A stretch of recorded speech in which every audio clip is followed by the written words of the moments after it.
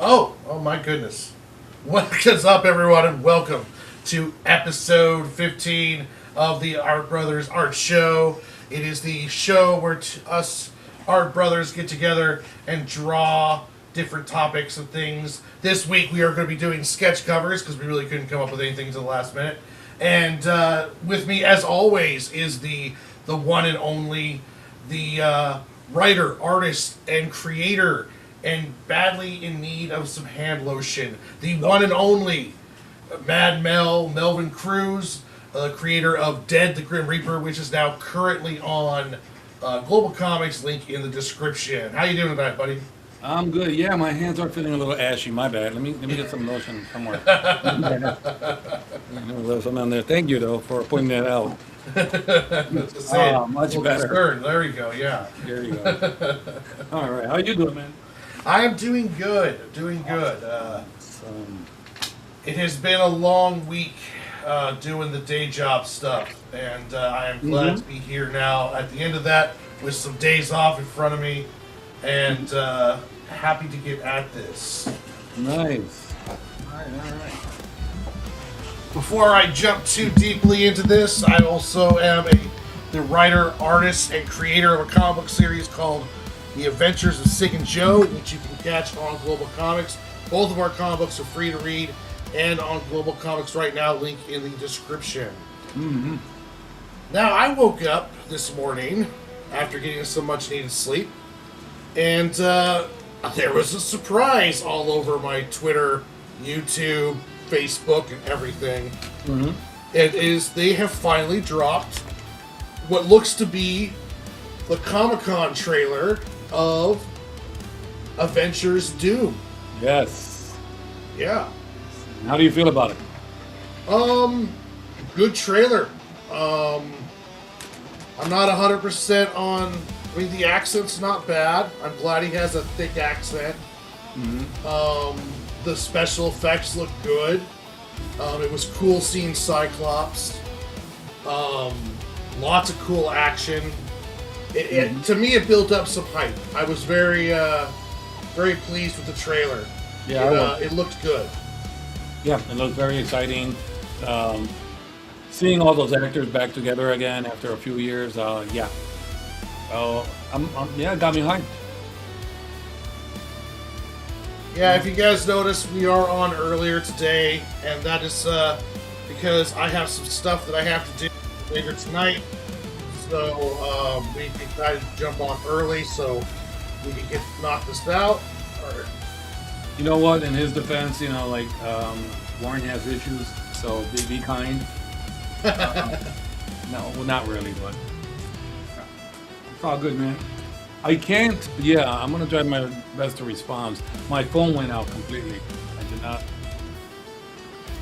Completely zero. Oh, really? Yeah.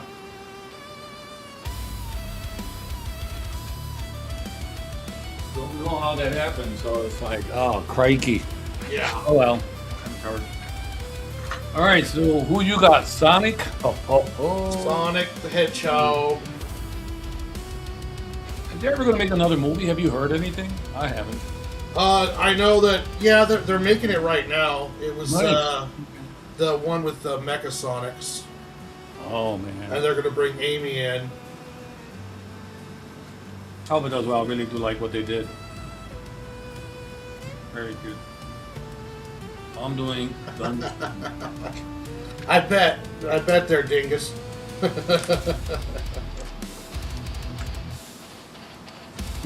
Odyssey. Yeah, the old Odyssey's kind of tearing it up right now in the box office. It's doing well. I mean, it's not surprising me, but like, wow. Well, I haven't got to see it yet, so I don't like to try to. I don't want to get into that thing where I pass judgment before I see something. But you cannot deny, whether you like it or not, or you hate it or not, that it's doing good right now. Cannot. I mean, it's just kicking ass. Kicking Hey, USR, what's up, buddy? These are.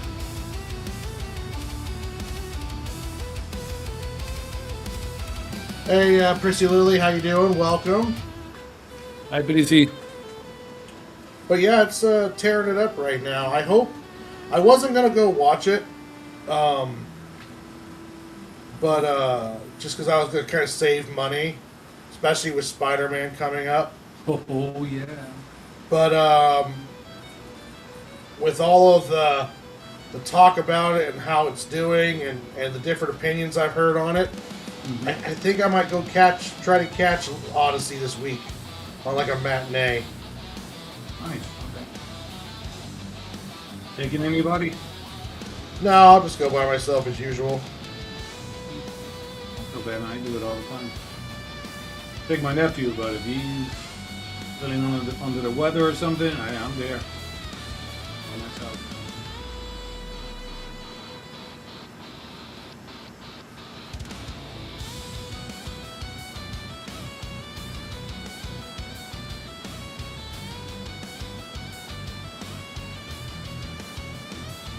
Yeah, I've got to see this movie for myself because it's like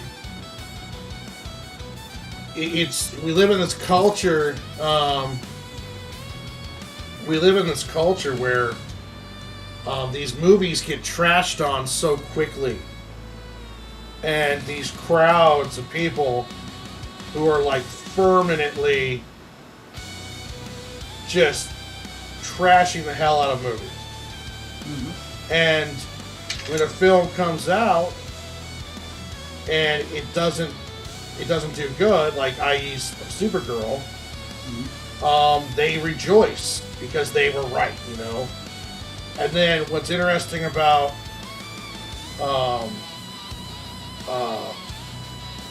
Odyssey is that it's come out, but it's doing really well. Like the critic score is high, the audience scores are high. So to me, that kind of, I don't know, I find that interesting. I want to go see for myself now. Because it's like, they're seething and they're trying to make up all of these excuses on why you shouldn't be impressed with how Odyssey's doing. And now that's just driving me to the theater to go watch it, because it's kind of like, you guys aren't making any sense now. You know, like, you want to tell me that I should not be impressed by all this because it's oh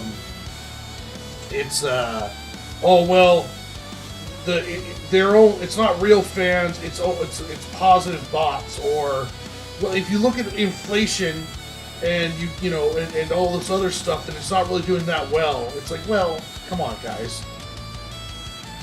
It's making money, and it looks like it's going to be making pretty good amount of money. We'll see after the second week drop. But yeah, it's, you know. You're right. The second week is extremely important, you know, because that's where word of mouth is already out, and that's why Obsession did so well. Everybody kept just recommending it, and I was recommending it to everybody. You gotta see this movie. It's really good. Yeah. And you know, I've been listening to what they're saying, and a lot of it, those people that they find, you know, questionable, actually didn't get that much screen time. So it's like, oh wow, okay. So then you know what I'm saying? Or then now it's like, maybe it's worth the watch. You know? Well, it's one thing. A friend of mine, Bob Loves Movies. He has a really great review channel.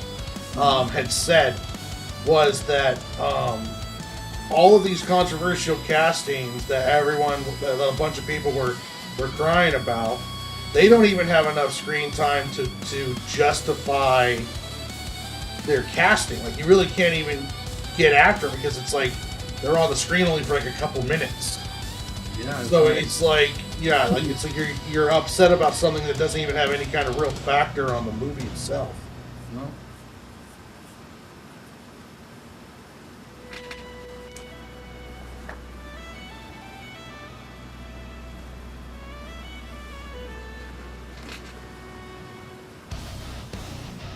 So yeah, it'll be it's one of those ones where all the hate is kind of makes me want to go watch it now.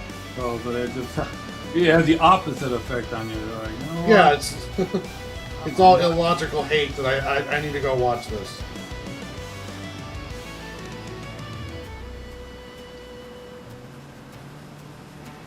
And I'm going with my nephew, and he knows, hey, we just want to get entertained, man. That's all. Entertain me. Yeah. That's it. I don't expect. Well, in this case, you might expect some Oscar-winning performances, but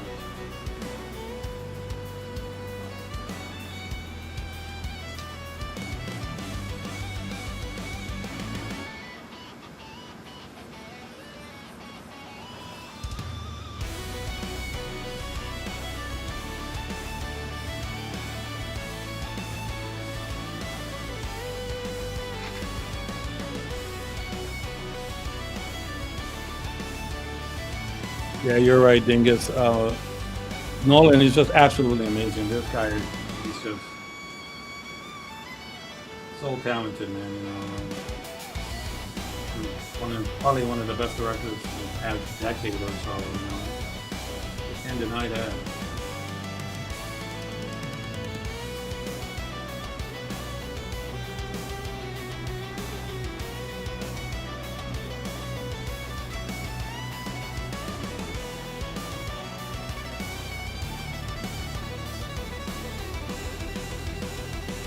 Yeah, I've been a big Nolan fan, so Mm-hmm. I'm definitely down to check it out. Yeah, yeah.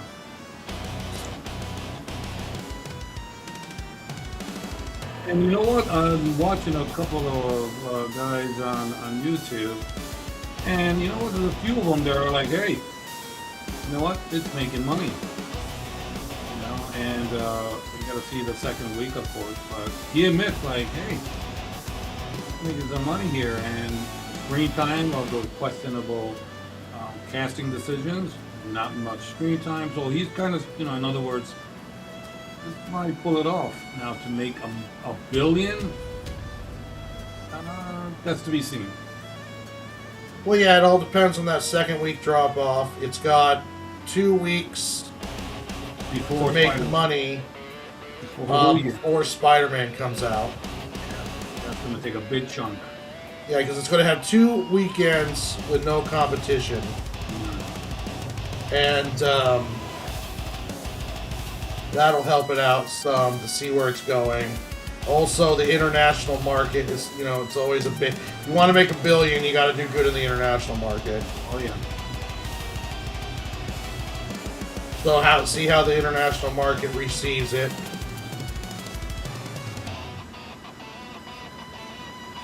Yeah, you just don't know. It's a hit or miss with them, man. Sometimes it's okay, and then sometimes it's like, wow, I really didn't like it.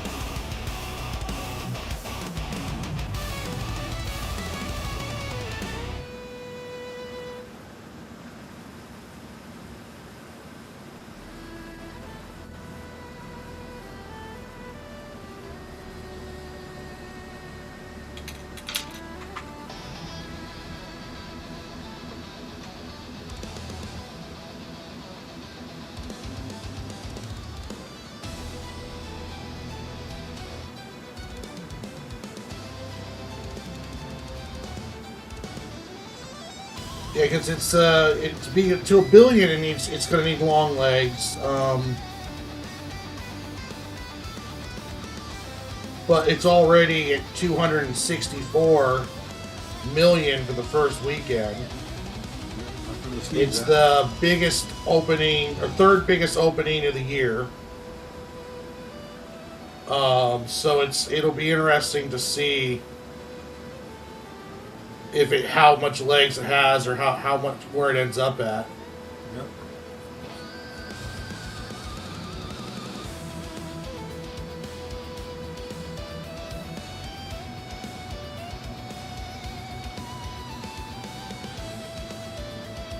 Because as soon as Spider-Man comes out, that's taking the number That's one it. spot. That is it right there. Spider-Man's gonna take over. So pretty sure they planned it to come out this time. I think they're a few weeks before. And I don't think there's anything else coming out that I know of. What? I can't think right now. I mean, Nothing like huge, you know. Resident Evil, but as a horror. Is Resident Evil coming out soon? It should be sometime later this year. I can't remember anything recently. I don't know. Maybe it's just me, but I wasn't that impressed with the Resident Evil trailer.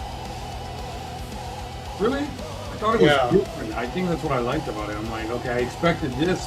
And I'm like, that was different. I kind of like that. We've been getting kind of...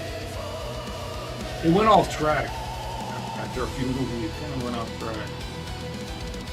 I do like when I saw the director talking, and I do like what the director's plan is. Like, he's creating a story in the world that's kind of going, off the normal path. Yeah. So I kind of like that. It's like, well, what about if it's just random citizen that was in the city during the time period that the game stuff is happening? Mm-hmm. And so that's interesting to me. Whether, the trailer seemed, it did seem kind of interesting, but I'm not a big horror fan. We'll talk about that later, okay?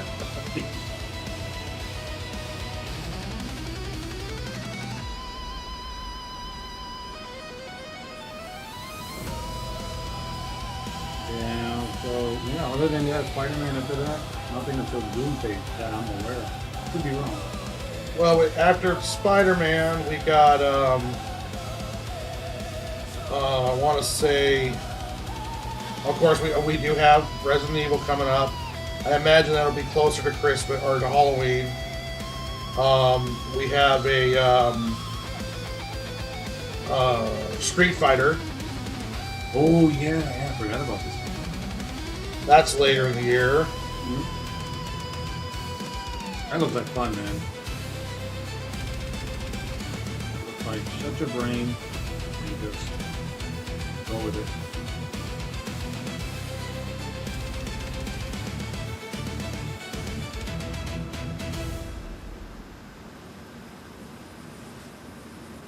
There is that dinosaur movie. The end of Oak Street? Huh? The end of Oak Street. Yeah, that one. Yeah, that came out of nowhere, man. I was like, what is this?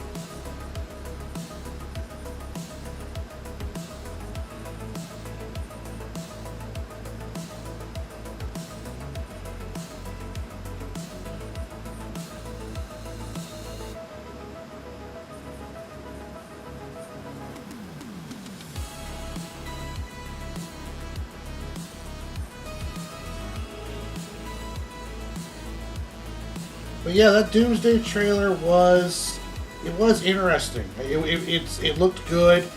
It was a good trailer, I think, for the movie. I don't want to get too hyped up yet. It did follow. Essentially, that trailer was exactly what the strongest internet leaks was. Hmm. So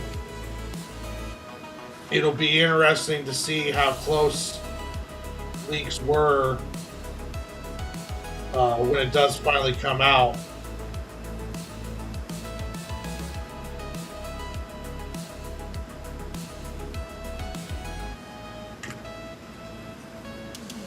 But yeah, that trailer was, I think that was exactly the trailer they showed at Comic-Con. Even down to Doom catching Thor's axe with his finger. Yeah, I seen that. But I like it. Looks like Thor is a little bit serious in this one. Yeah, we're back to serious Thor. It sounds like Thor is more in charge, more of a leader. Yeah, he does, right?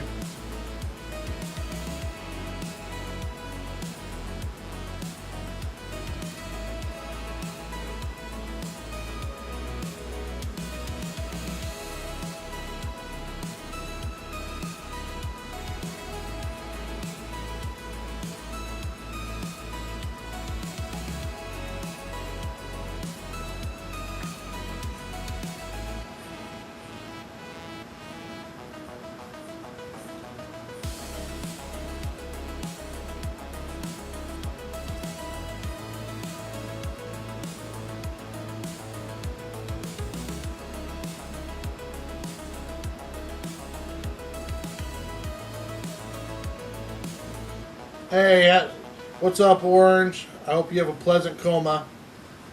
Okay, Orange.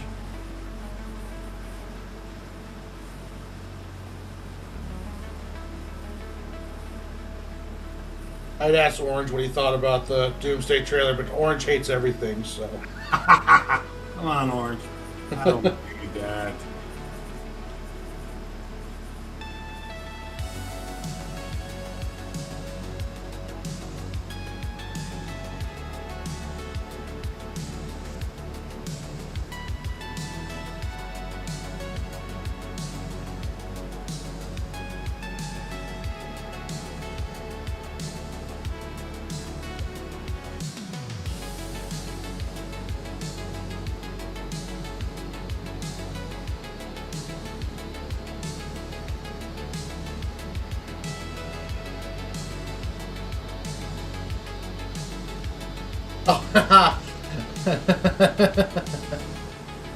Yeah, that was a pretty cool scene, Orange.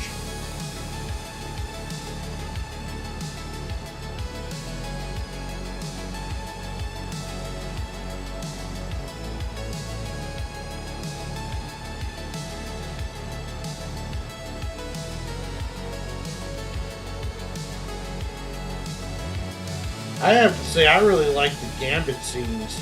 Yeah, you know what? Shang-Chi was in it. That surprised me. I'm like, oh, okay, he's in it too, I guess. They're bringing back everybody.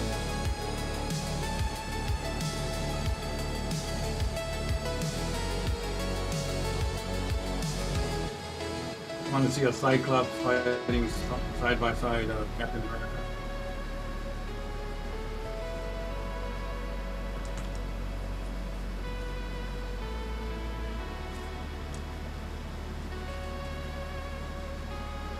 No, that is true.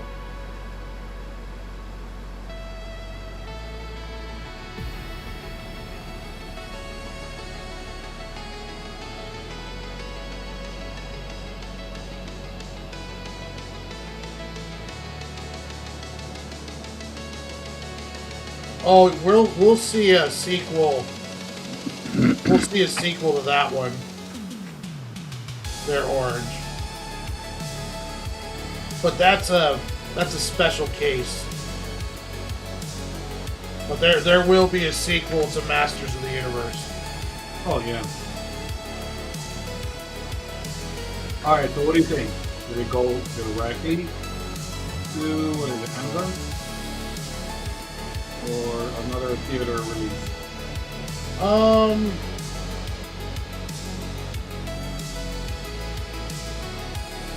I think possibly another theater release because they don't lose any money going to a theater release. Hey, what's up, Ichthus? Because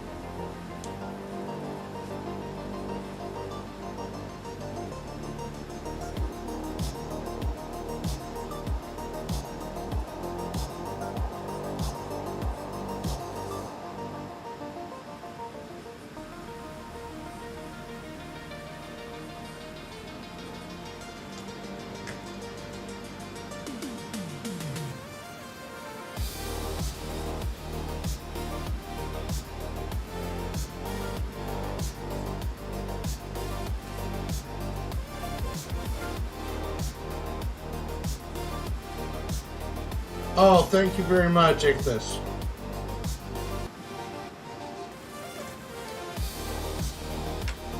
Let's go say something nice. Thank you, Ekez. Really appreciate it, buddy.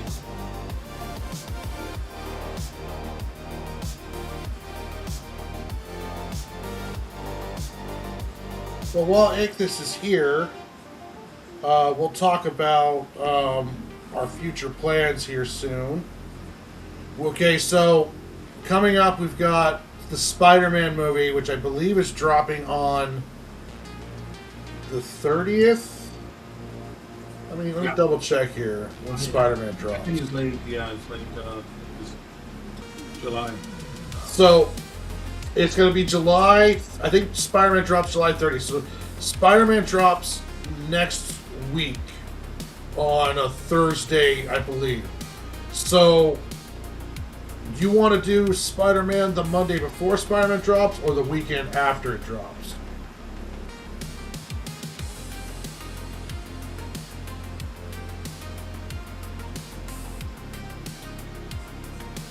What do you think, Mel?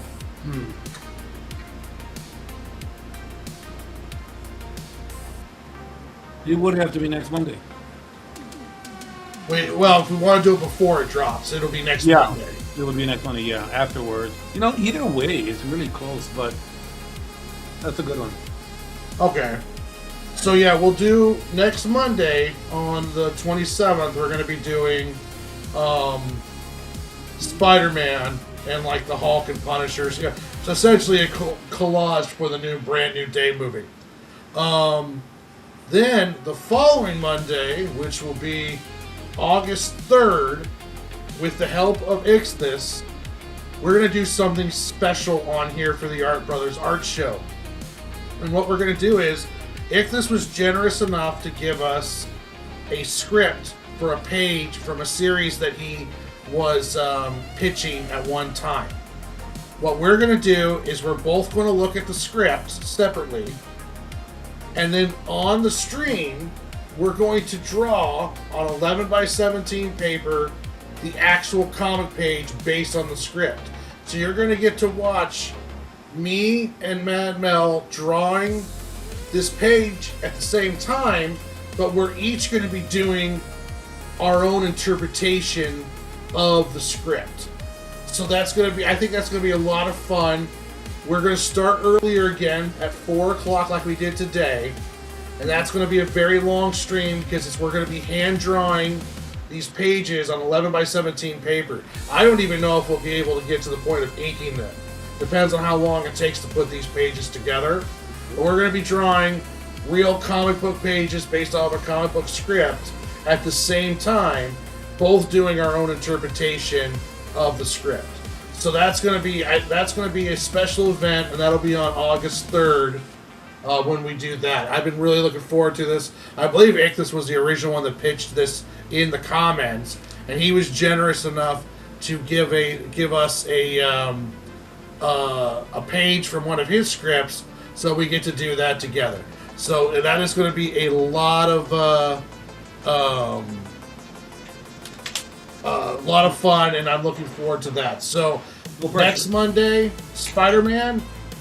First Monday in August will be full-on 11 by 17 comic pages. I'm excited because this will be the first time I ever have drawn a comic page on paper on 11 by 17. I normally do all of my comic work digitally. So this will be the first time I've ever done it. Actually on a blue-lined comic page. So I'm very excited for this. No pressure at all. Oh yeah, no pressure at all. What do you mean you didn't sleep for the last couple of nights? Get together, buddy. Get that. Now I'm allowing us some rules. First thing is that we're going to be able to, we're going to get the script. I'm going to give the script to Mel tonight, so we're going to be able to really rough out what ideas we want to do on a smaller piece of paper. Nothing on 11 by 17 sheet. That'll be blank when we start. But we're going to be doing it. We're going to be allowed to rough out and get our ideas ready because that would be kind of nerve-wracking to try to figure out the page and the script the day of. So we're going to have that beforehand, and then, but we're not going to show each other what we're going to be doing. So it's going to be essentially we're just going to be drawing it at the same time on the show, and how it turns out will be just determined on how we interpret it.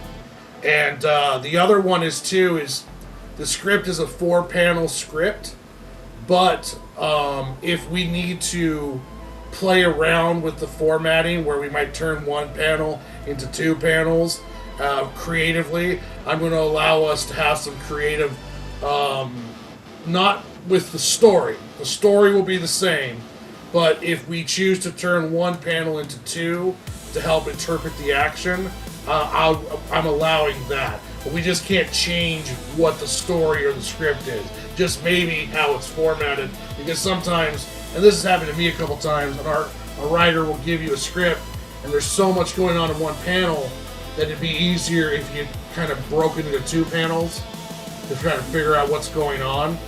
So that's what we're going to be kind of I'm going to allow us to do on that. Aside from that, though, it's just going to be, have fun and go at it. Like don't change what the script says, so we can't like change or add characters or anything along those lines. And we are allowed to do.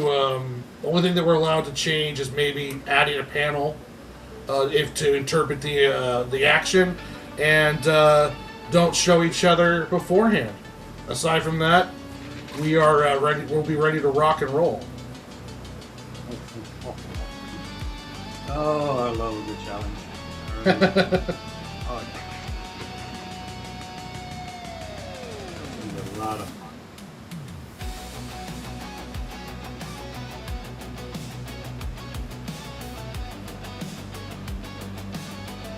And if this challenge goes well and we have a lot of fun, we'll do more of it down the road. We will? I mean, okay. Oh, yes, we will.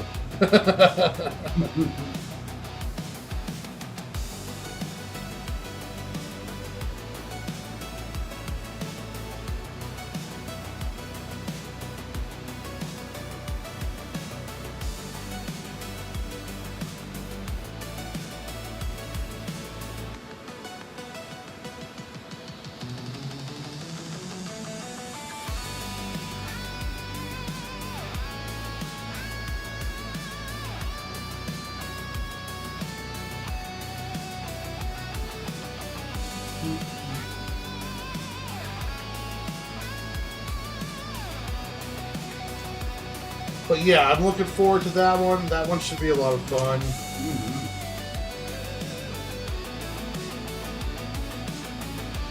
All of it, man. Spider-Man, I'm excited. I love it. Spider-Man will be cool too.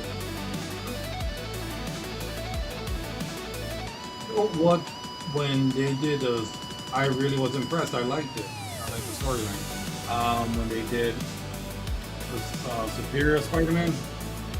I was a huge fan of Superior Spider-Man. And not only because, of course, Humberto Ramos was doing it. Not the only reason, but he is good. That definitely helped. Yes. But I really like how they did that. Like, you know what? He is smarter. Maybe, I guess. Like, it was a great story. Doc Ock, one of his rogue galleries, takes over Spider-Man's body, and he tries to be essentially a better Spider-Man and Peter Parker than he was. And in the process of doing that, there's some things that he did do better, like he really got Peter Parker's life in order.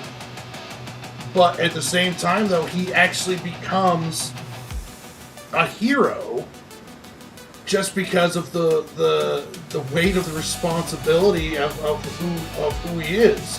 Mm-hmm. Of who Spider-Man is, who Peter Parker is. So the influence on there was really cool. I liked it myself. Mm-hmm. There's that. Got a girlfriend, right? little professor. Yeah, he had a girlfriend, a love interest. Yeah, I He was had like, started his Parker Industries. I think he went and finished Peter's doctorate at college, and he Spider-Man wise, it was like there was a lot of stuff like Doc Ock's realization just how strong Peter Parker is, and no realizing how much he was holding back at times. I even loved when Doc Ock gives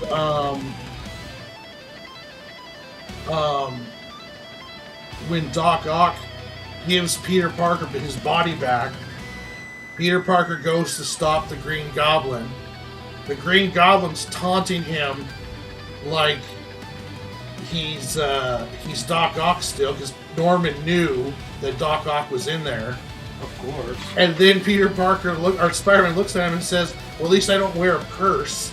And then there's this one panel of this confused Green Goblin face, and then he gets mad. And he's just like, "It's you!" Like he just instantly knew that Peter was back, and it was just such a great all-around story. It was, man. You know, and of course, Umberto with the art. I mean, it was just a great combination of what a good team.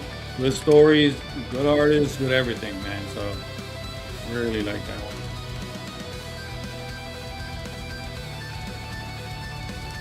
After that, it kind of dropped off a little bit. I mean, for me, you know, it's like, I don't know. Well, I mean, I'm always a big fan of putting the heroes in the new situations, Yeah. especially situations that help you define who they are better. Yeah. And it really showed the greatness of Peter Parker when Peter Parker was replaced by Doc Ock. Yeah. Both of them got a taste of their own world, like, wow. And they both got respect for each other. Yeah.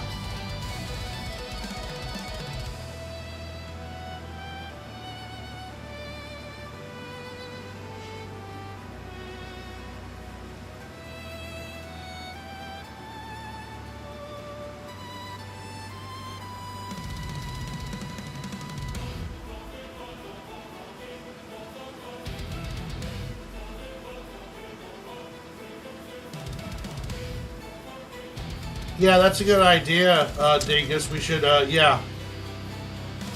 That'd be a good one to do. Try to figure out which one we want to we would want to review. Oh, yeah, you guys, yeah.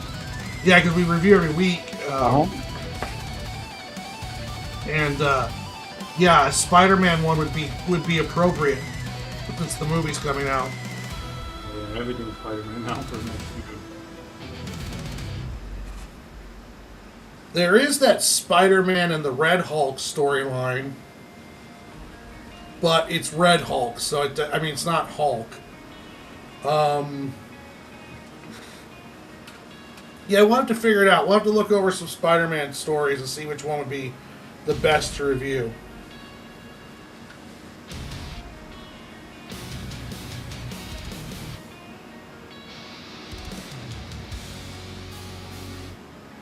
I like the Red Hulk Spider-Man one because Joe Mad did the artwork. I was just about to say that, man. Like, I'm partial because, damn, Joe really just killed it. It was beautiful. Red Hulk and Spider-Man is like, it's a wonderful Spider-Man, doesn't he? Oh, he does. I was almost like there was a missed opportunity by Marvel not to get him to draw a Spider-Man book before he left. Give him a freaking blank check. Here you go. Just don't go nowhere. Just stay with us. God, that man is amazing. You better not show up at a convention. I know that. That sounds really like.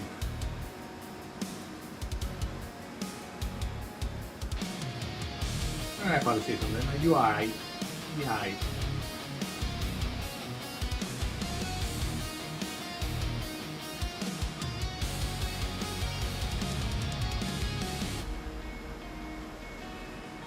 It's one of those few artists that draws everybody well.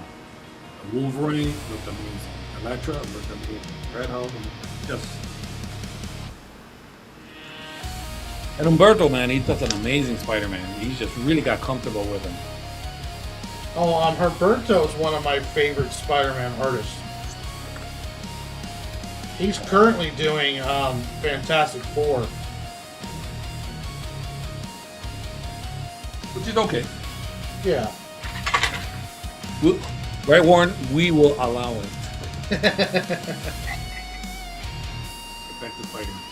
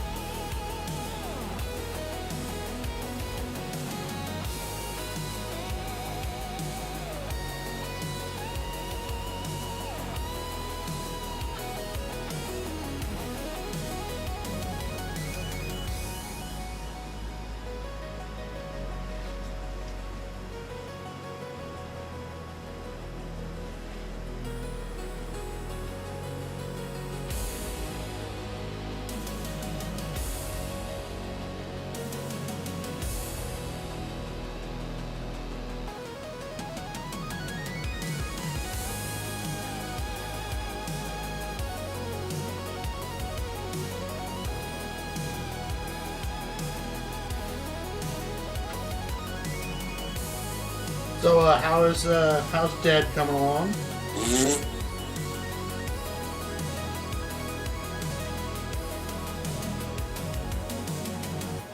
Did you hear my response? Yes, I did. I'm going to spell that. Please. Oh, no, it's coming along. It just frustrated where it's like, okay, I'm almost done. How long have I said that already? Like, Oh, hey, no, I hear you, man. I'm like, I am almost done, but well, yeah, it is getting there. Phase 27 will be done this week, and on to page 28. So I'm right there. You know what? On my stream yesterday, I kind of showed people a little bit of the characters from our horror holiday tales, or holiday horror tales. I showed, like, hey, since you guys are here, and I gave them a sneak preview of the characters. I showed the pictures of them. I was creating them. I think it was, I can't remember who. I don't know if it was Dingus or I think it was probably Dingus that was asking, hey, where are the elves? And I'm like, dude, I'm getting to it. I'm getting to it. So impatient. And I showed them that, and then I showed them page 20. I kind of showed them page 27, so they got to see what he was doing. I'll tell you what he was doing. He was throwing at the superheroes that were and the anti-heroes. They were arguing there. He threw at them a scythe shuriken. So I created this scythe shuriken. So it's a shuriken, you know what that is, and it is. And he throws it at them, but it's not intended for them. So he throws it at them, and then it goes through one of them. But I don't show that part, but it's so funny because he throws it at them, and they're like, "Whoa, wait!" And then, but it goes through them because they're not the intended target, just the thugs. And he slices up the thugs into pieces. Nice. Yeah. But the hero, the enforcer got pissed. He starts screaming like, no, like, how can you do that?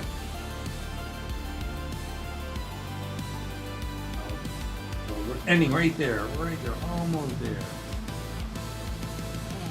And after that, man, no breaks. I'm going right to chapter 3.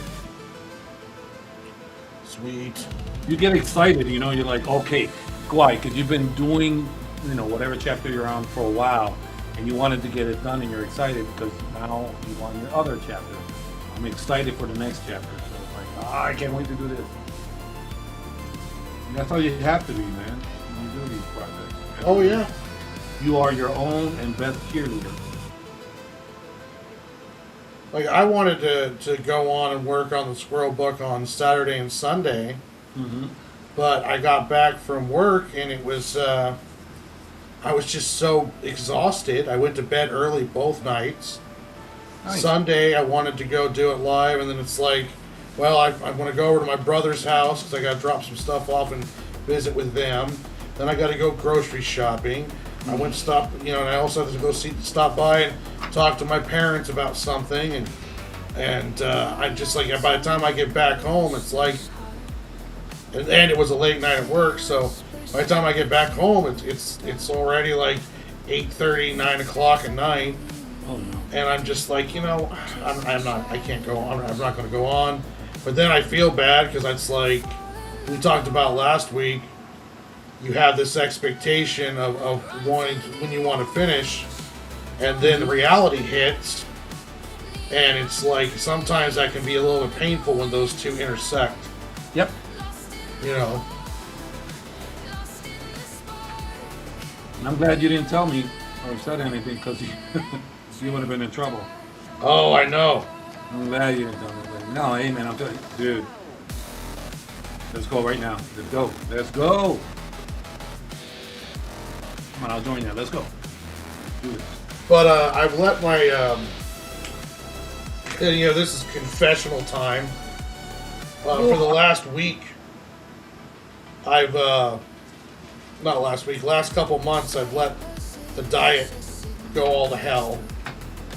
Oh, So my energy levels are starting to tank, and I feel like shit. I'm pissed off at myself, and I'm angry, and I'm, just tired. So I'm starting to get back on the wagon again, and hopefully I can build up these energy levels again, and I won't have to be so tired out when I get home from work and get back on track again. But yeah, it's been a rough couple of months trying to get back on track. good. And you know what you just proved? That you're freaking human. We all fall, get back up, get back on it. But Yeah. you're only human, man. You know? I'm just proud that you're even doing that. I don't have the willpower to say no to tacos. So I don't know how you do. I lost all my willpower there for since halfway through May till about a couple days ago. I was eating tacos and chicken wings and all the stuff I was You don't hang with me. You don't hang with me, man. You forget it. I would be little devil on your shoulder, like, come on, you can eat it. Come on.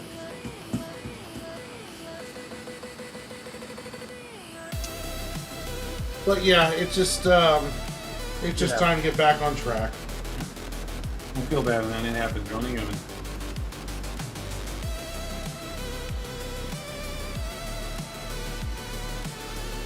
But tomorrow I'll try to do another squirrelathon Yes. and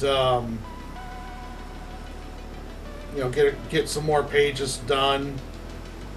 I left off on the double page spread 13 or 14 and 15, I believe it was. Mm-hmm. So I'll be working on page 16, probably 16 and 17 tomorrow. Nice.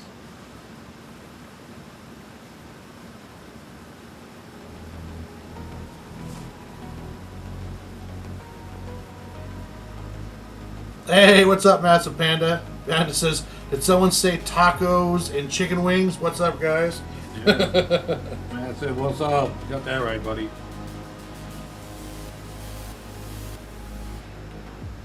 Yeah, I live right next to a Walmart, and they have these ranch flavored chicken wings there that are just to die for. Dude, my hips are hating you. Why you gotta go there, bro? Hips are like, Warren, it's right. No, he's not.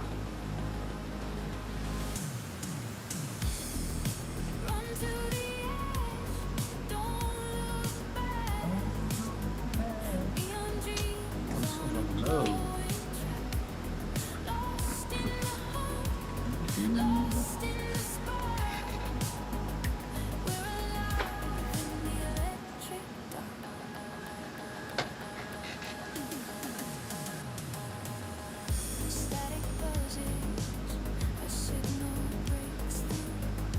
But yeah, I don't have to work next weekend on any estate sale stuff. Nice. So this Saturday and Sunday should be good streaming days, and then depending on what time me and Dingus do our review on Thursday, I might squeeze in a streaming day then too. Squeeze it. Oh, wait. That didn't sound right. My bad.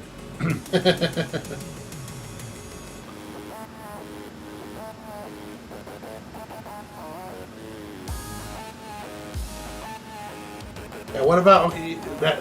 How about chicken wing tacos? Dude, Like tacos with chicken wings stuffed in them. you are wrong in so many levels. I just ran out of levels with you. Dude, you are so wrong.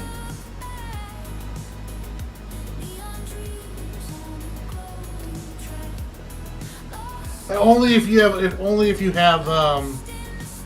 Only if you're available. Yeah, if you're available to, and we can go earlier, Dingus, that'd be great.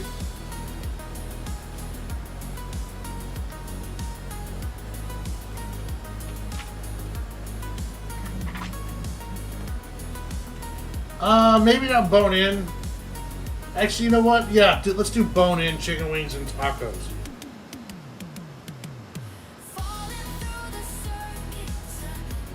Madness.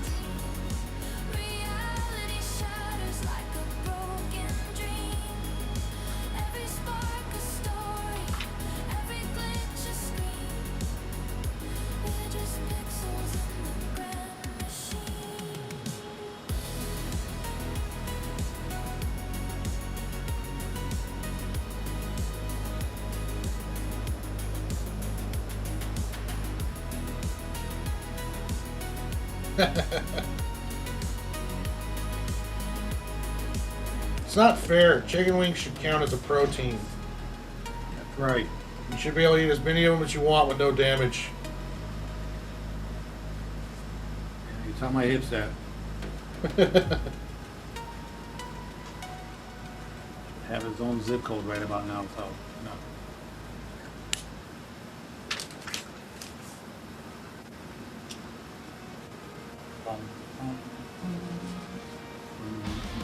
But Wednesday, I get my doctor's appointment to learn how to set up my Darth Vader sleeping mask.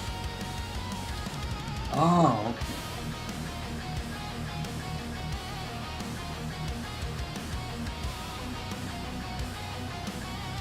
I just have some weird, freaky dreams. They're so weird. I wake up like, what the hell was I on medication or something? What was that? No sense at all. What the hell?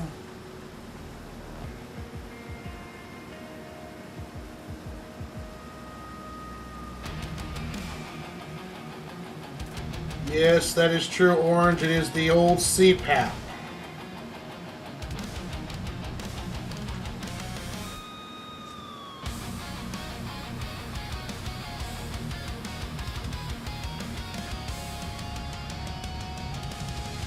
Yeah, it's just.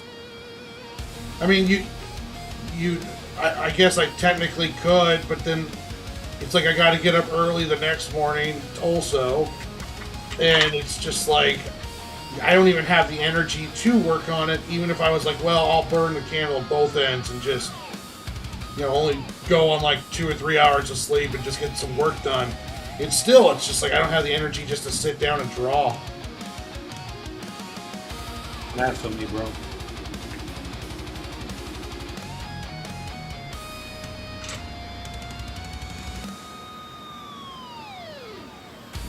I shouldn't even be telling you this stuff because now you're gonna start bugging my ass. You know this, man.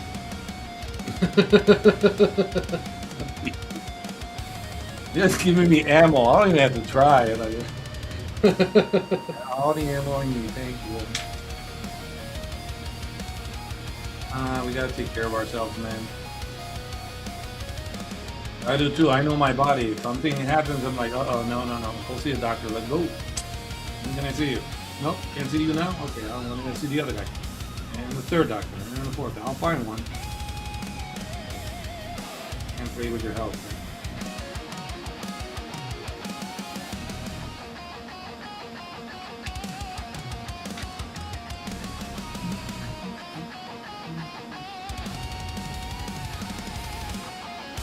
Who's Sonic running from? Megasonic or Metal Sonic. I'm really, really happy how they... Man, I'm telling you, Sony got all my respect when they showed that first picture of the first movie and the internet went crazy. And I was like, oh man. And then like, okay, you know what? We're going to postpone it. We're going to make those changes. And they did. I'm like, kudos to you guys, man. They listened to the fan. I think Disney's going to have to take a look at listen to your fans. And it worked. I mean, they spent like $20 million redesigning Sonic for the movie, and it ended up working out really well for them. Yeah, because they listened to the fans. Because now they've got a multi-million-dollar series is getting ready to launch its fourth movie sometime here in the future. Was it Keanu Reeves, the voice of one of those characters? He was the voice of Shadow. You got Keanu Reeves to do a voice. Come on, man. You know, it's like... Like a Jim Carrey to play Robotnik. I know, and like nobody better than Jim. I heard, not rumors that he's interested or anything. No. I just heard, people are talking about Jim Carrey would probably make a good Fred Krueger. You know yeah, what? I don't know if he's willing, because I know he was retired and kind of Sonic the Hedgehog kind of brought him out of retirement, but he hasn't been doing much else. So I don't know if he's like still down to do like stuff like that. Yeah, and this is a serious role, but then he's such a clown that it kind of might work. You know what I'm saying? It might work.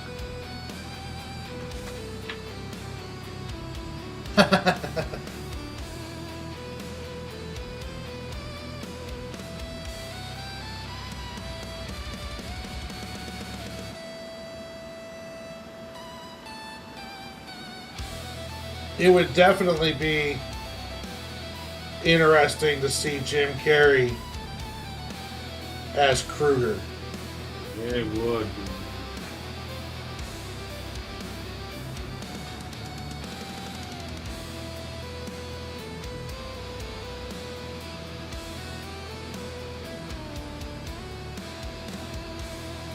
Because I think Jim Carrey has like a really diabolical role in him. Yep. He only did one horror movie.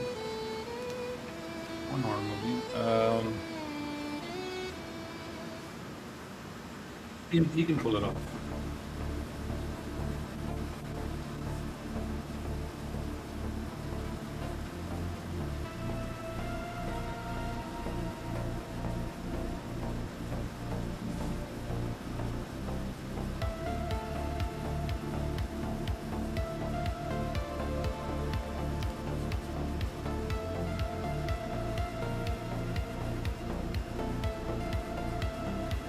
I know the internet would definitely freaking blow up if Jim Carrey was cast as the next Freddy Krueger. Yeah, they would. I would. People on the internet would lose their fucking minds. I would say, man, we need a good script. Now we need something good. You don't screw this up.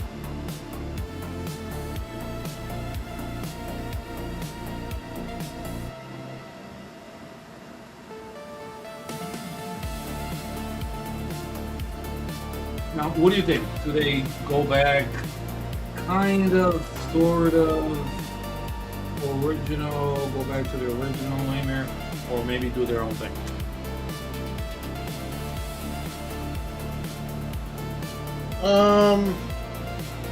You talking about like rebooting the original, what was it, Johnny Depp one? Yeah, or just go and say, you know what, everybody knows who he is already, why don't we just continue with the storyline? What do you think?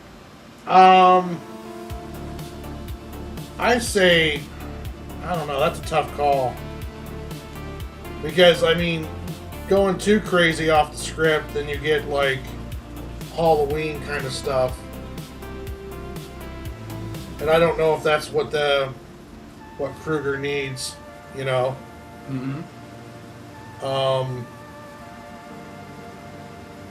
I've always thought that Krueger was like really hard to.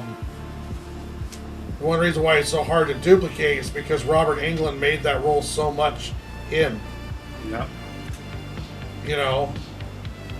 So it's like is the concept even strong enough to do its own movie, or is it just that Robert Englund was so unique that he makes even the silliest concept work?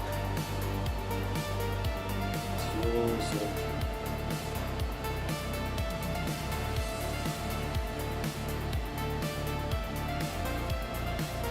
Because, like, you know, Jason's kind of not necessarily easy, but Jason would be much easier to reboot than Freddy.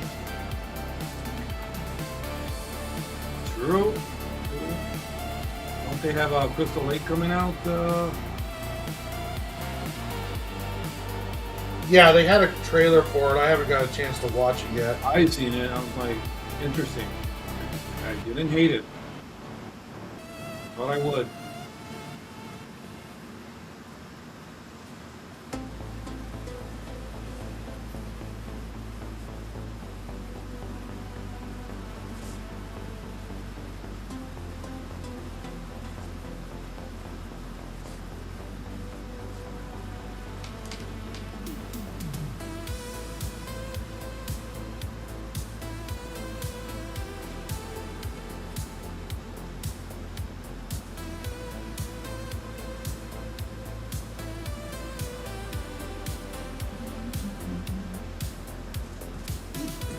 Because the big question is like, how do you do something new and original with Krueger? Yeah. Do you go campy? Do you go, because the first one is a bit, scarier. Because he just evolved into being that campiness. But And you're a horror buff. Did he really have any kind of lore? what do you mean? Like, one of the things, like with Michael, Jason, Freddy, is that they were never really able to establish any kind of lore.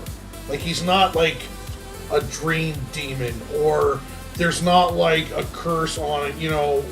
There was never no explanation. It was just he was this pedophile janitor who got burned alive by the parents, and then he comes back to have havoc in the kids' dreams. But there's no lore there, like there's nothing for them to kind of shoulder off of and sit, and play off of. Yeah, we get to see a little bit of his past, but other than that,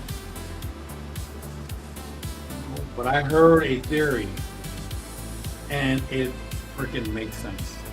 I heard a theory, not with Fred Krueger, but with Jason. When I heard this, and then he gave receipts, I really had to take a step back and be like, that freaking makes total sense. Yeah, Jason is a Deadite from Evil Dead. See, that works. Yeah, and then there's one of they used the Necronomicon or something like that, I believe, with one of the movies. They show the Book of the Dead or something. I'm like, that makes total sense why he can come back and regenerate. Like, dude, just blew my mind. I'm like, what? That makes freaking sense. You really could tie it all in together. You can just say, like, when Ash, when they read from the every time they read from the Necronomicon, and it opens something up, it still stays open. Something escapes. Yeah, and it stays open too. I'm like, well, wait a minute, ain't nobody closed this. Yeah, so this dead pedophile janitor who happens to be burnt at the same time as like Ash is opening up the Necronomicon, or someone's saying the words, then the reason why he became what he is because of that opening and the stuff that comes through. Yeah. Then you can kind of try to tie it all together. The downside, though, is that we don't have Bruce Campbell's not going to be able to act in it. Oh. If you had Bruce Campbell around still to do that, I mean, I know he's still around, but I don't think he's willing to do Ash anymore. So, like, you really can't do Ash without Bruce Campbell. Wait, I have to say it. That would be Ruby. I'm so silly. Now, if you redid Evil Dead and you brought in like a Glenn Powell, and then who plays an Ash, but he's just a different kind of Ash, or maybe even a whole new character. Then you can start tying all this stuff in together, and then where you're kind of creating a shared universe of all of these reboots of like Michael, Michael, Chucky, Freddy Krueger, Jason are all connected to the Necronomicon. That would be sick. Then that would be kind of cool. That would be sick. The only problem is the hardest part is you're trying to reboot all of these, and if you screw up on one, it kind of throws off the shared universe. Yeah, true.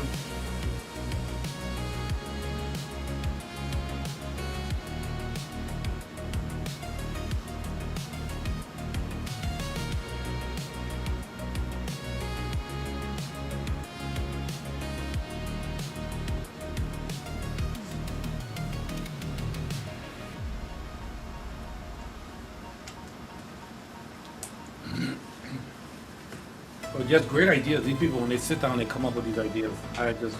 You guys got too much damn time in your hands. That is cool when they all like they put stuff like that together. Yeah, I'm like, and then one of them came out, and another one blew my mind. She's like, the Matrix is the prequel to the Terminator, or the Terminator is the prequel to the Matrix. And I'm like, holy sh-. And she just sat there and broke it down. I can't remember what she said, but it's like, holy crap. No, that's scary. Too much time. One of them is the prequel. I can't remember which one. Well, that makes sense, though. I mean, Yeah, it's like, wait.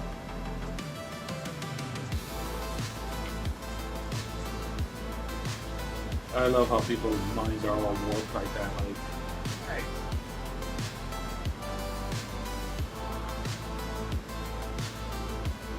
It's not Jedi.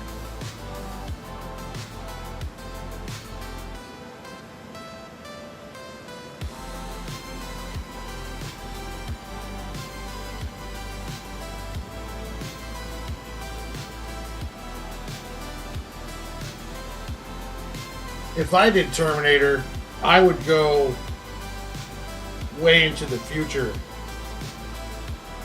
Like after Skynet has essentially failed at every attempt, even with time travel, no matter what they do, they fail.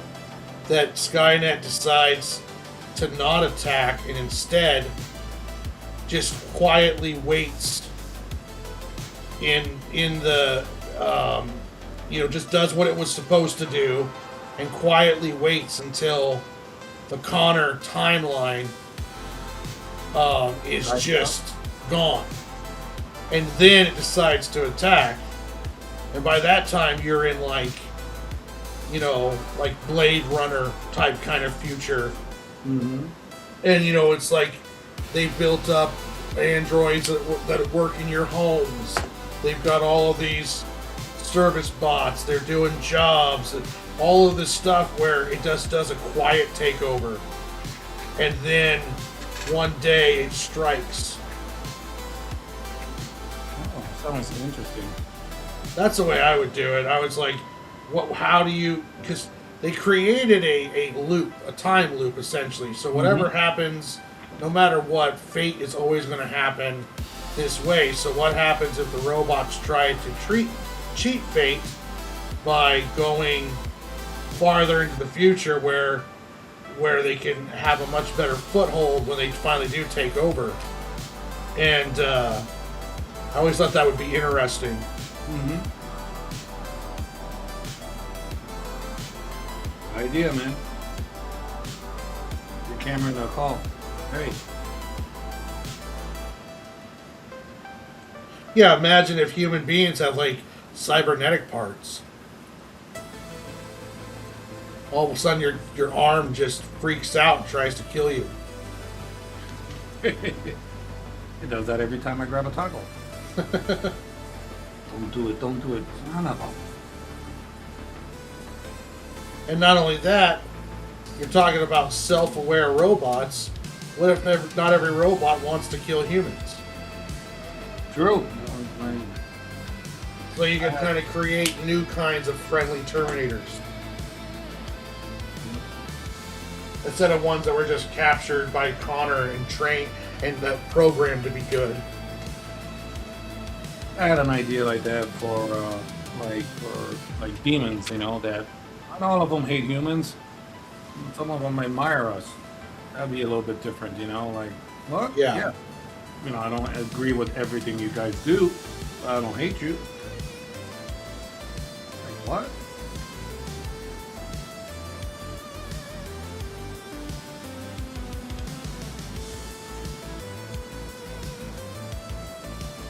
Not your time, buddy.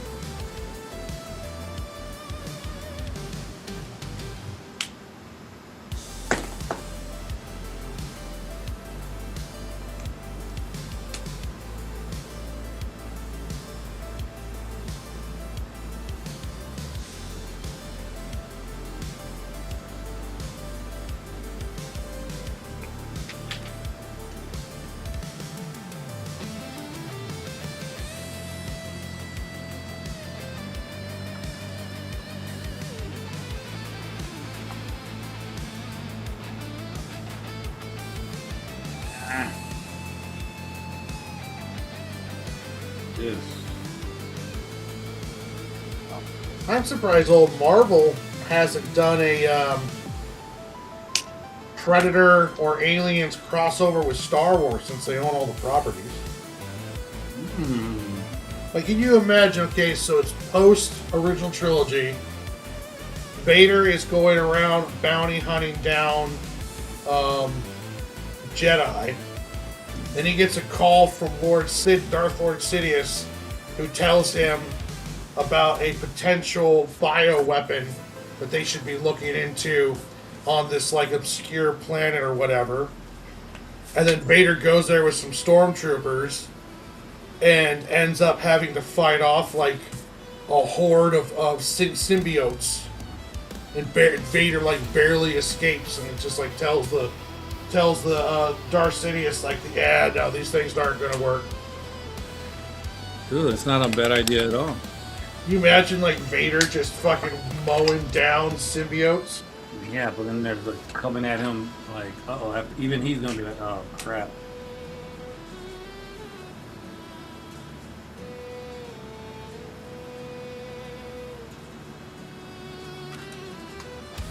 Or even better, they're chasing down a Jedi. They end up going to this planet, and one of the face hugs on this Jedi. So now you have a force-sensitive symbiote.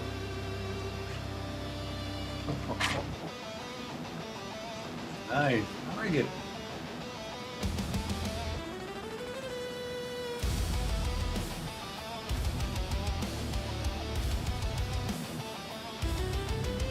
Okay.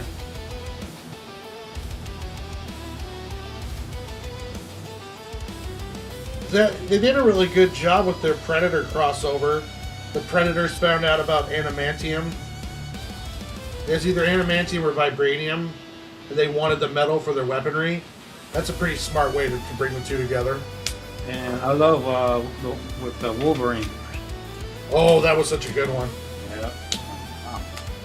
The Spider-Man Predator one was really good. Yeah, you know what? Yeah, that kind of a serial killer is. Yeah, the Predator was kind of like a serial killer. Yeah, it was crazy. The Spider-Man Predator one was the most violent out of all the Predator crossovers. Freaking wearing your face, man. Yeah, that one was nuts. That's rude. Wearing my face, you prick. Hey, Dingus, that's a good one to review if you haven't read that one yet, is Spider-Man Predator.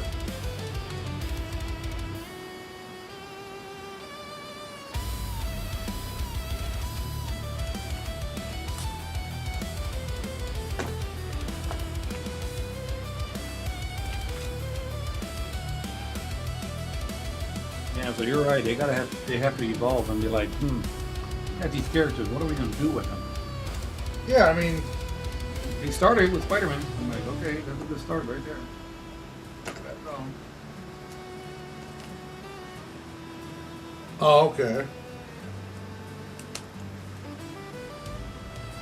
Yeah, I mean, they've got these properties, and it's not like it's difficult to come up with cool storylines for them. That's why you got writers. Yeah. It's your one job, brother. If anyone from Marvel's watching this, hit me up. I got a bunch of ideas for Star Wars, Alien and Predator crossovers. Hear them. You gotta listen to these fools over here on what fools? I do.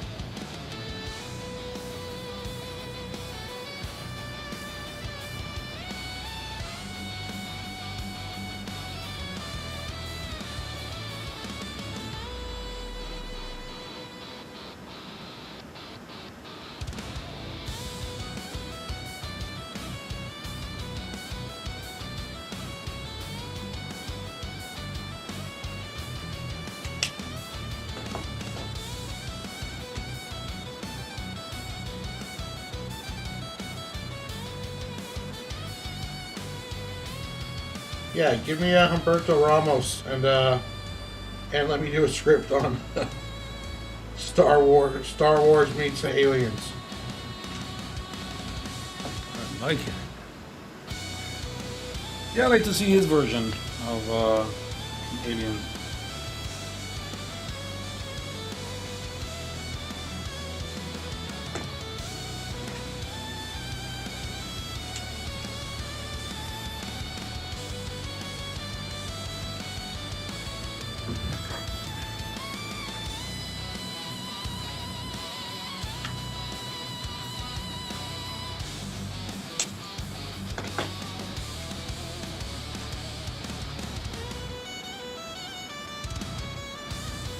Just hit me up, Marvel. I'm the boy.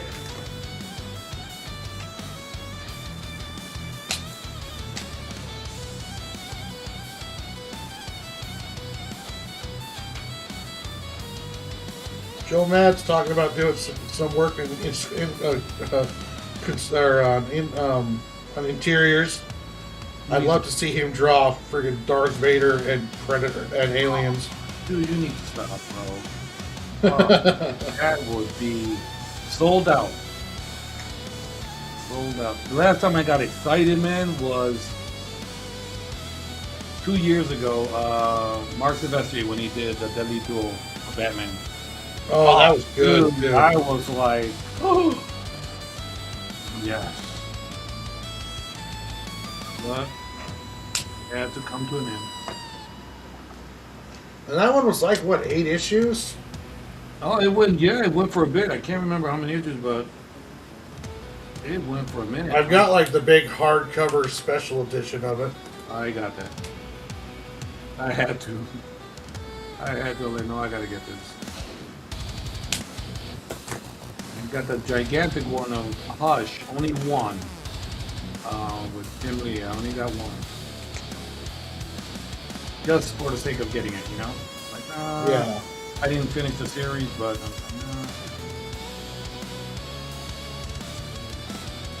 I don't know. I don't know what happened. I'm a big Jim Lee fan. I don't know. I can't tell you what happened. I just said, meh. You know, like, I mean, Hush. I don't want to say it's overrated. It was a good storyline. It just, I think it got really elevated with Jim Lee artwork. And the time has passed. You know, I feel okay. Time to move on from it. You know, it's like it was good the first time, but then I want to milk it. I'm like, oh, I don't like it.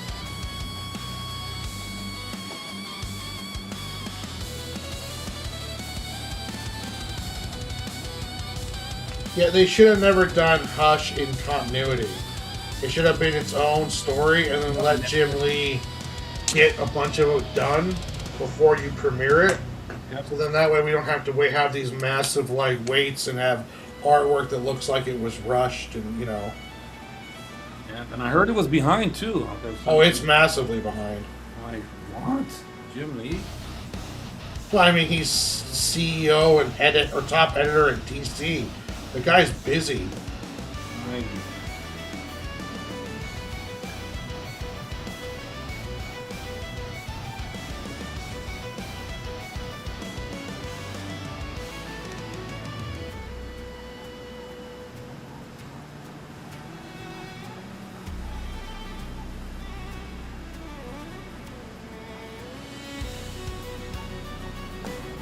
Alright, excuse me for 1 second. I gotta go grab something. yeah, leave me alone.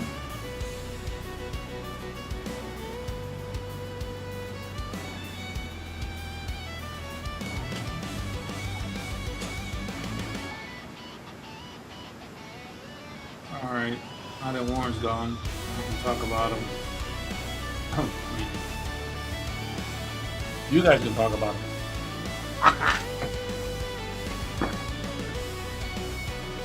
You know what, thing is, I kind of agree that it's one of the best stories. I was very intrigued with it. I'm like, and when they did the animation, like, wow, okay, they're gonna do animation, all right.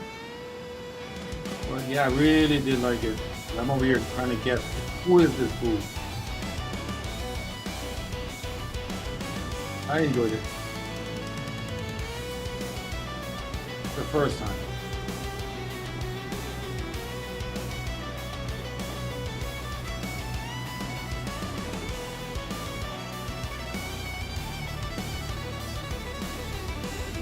Alright, I'm back. You guys talking shit? Yeah, we stopped. It was Dingus. I don't want jeez. to call him out, but Had to grab myself my liquid dinner. nice. Oh, nice. What is it, vodka? Gin? Mm-hmm. All right. It's a whiskey and protein powder. I like it. No, not really. I act like that and joke around, but I don't think so. I wouldn't know.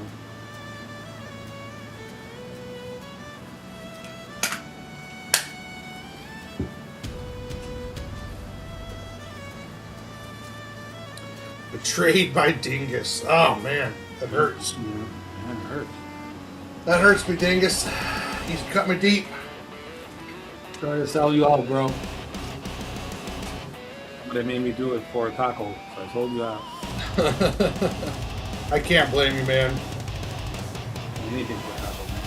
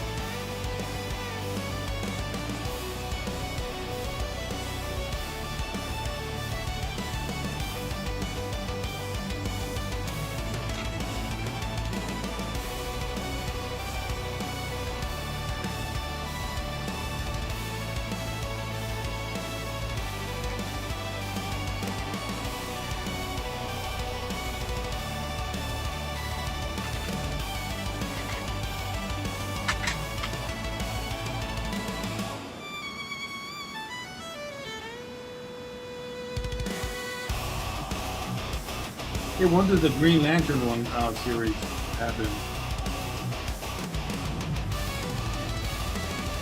I am looking forward to it. You know when it comes out? I don't know. Like the second week of August or something like that. Oh, Like August 12th or something, like, somewhere around that area. okay. Okay. I love Green Lanterns. Animated series was kind of fun. 3D one was not bad. Short-lived, but that 3D animation they had, not bad.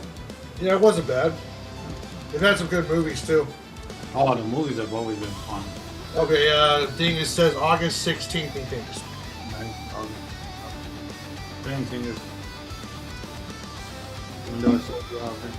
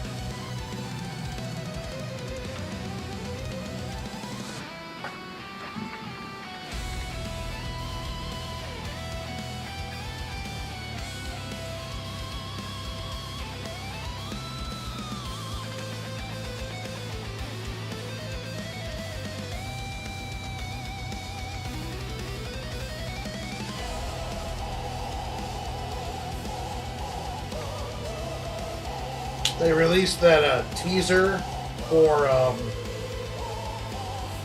the Batman 2. Did you see that? Yeah, little snow going. When I seen the snow, I thought Mr. Freeze quickly. Yeah, My brain just said, Mr. Freeze gonna be in this one?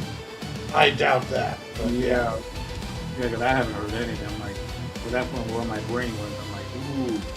I've got to be 100% honest with you. Dude, I'm not. I don't care anymore. How many years has it been? It'll be, I believe, 6 years when it finally comes out. Why wait? I don't get that. I understand something. Well, he had family issues. He did? The director did. So you really can't Okay. No, I can't didn't. blame him too much. He filmed another movie and he had family issues. And now everything is a go. And I'll never blame someone for family issues. Nope. Not at all. But I wasn't that hyped about the first one. So What? Warren, what? we gotta talk. Why wouldn't you hide, man? Because it's serious, it's realistic Batman. Damn, something He's different. doing what Christopher Nolan did, only more serious. Like, I just asked myself, why so serious? Like, at least Christopher Nolan kept him looking like Batman, like when he was flying, he had actual bat wings and stuff. It's just, I don't know, to me, it just wasn't. I'm just tired of seeing serious, realistic Batman. I want to see an Arkham Batman. I want to see him fighting Clayface and an actual real Bane and Killer Croc and I don't want to see a Joker with a scarred up face. I just want to see a Joker. Like, I don't. Everything that Matt Reeves is doing is just copying what Nolan did, but only making it more realistic. Copy and paste. Like, even his Batmobile, which I thought was cool, at the same time, it's not even a Batmobile. It's just a muscle car. Yep. So it's like, and I understand he was like, what, second year in crime fighting? But at the same time, though, it's like everyone was cheering for this realistic, gritty take, and I'm like, well, we just had a realistic, gritty take We had 3 movies of a realistic, gritty take. Now we're getting another one, and we're just supposed to pretend that it's like something original and brand new. I don't know. I feel you. I really liked it. I was like, okay, Patterson. I'm like, I don't know about that choice, but then kind of grew on me. I think he does a good Bruce Wayne. Yeah, there's a lot of stuff I liked about the movie. I love the opening scene where the criminals like are afraid of the shadows. That was a really great scene. It really shows like the fear that Batman instills in people, which it was great. I didn't mind that Bruce Wayne was not the playboy because he's not supposed to be yet. You know, he's still new at all this. I'm not sure about Robert Patterson, honestly. Still? I don't know. He's got to bulk up a little bit. I know that for sure. A little too bony. He needs to eat some red beans and rice. He was very emo.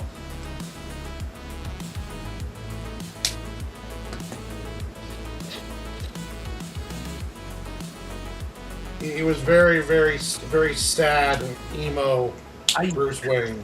I kind of like that. Like you said, not the charismatic, and then now he's like a little disturbed. Like, I don't like people. I don't like hanging around people. Yeah. One, I kind of like that.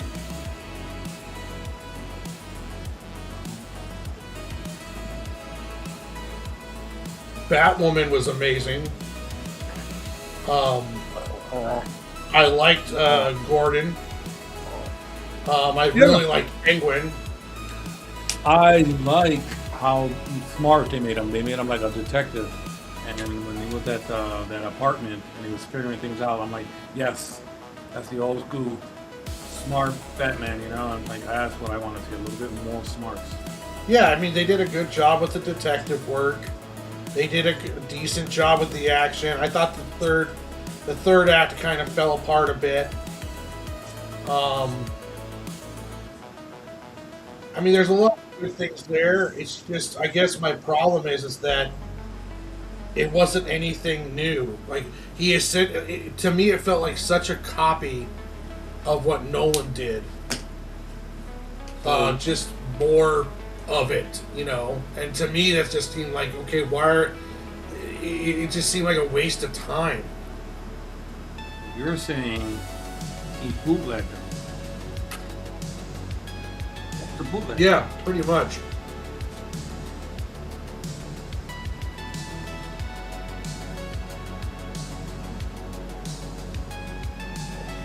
Like, if you took out,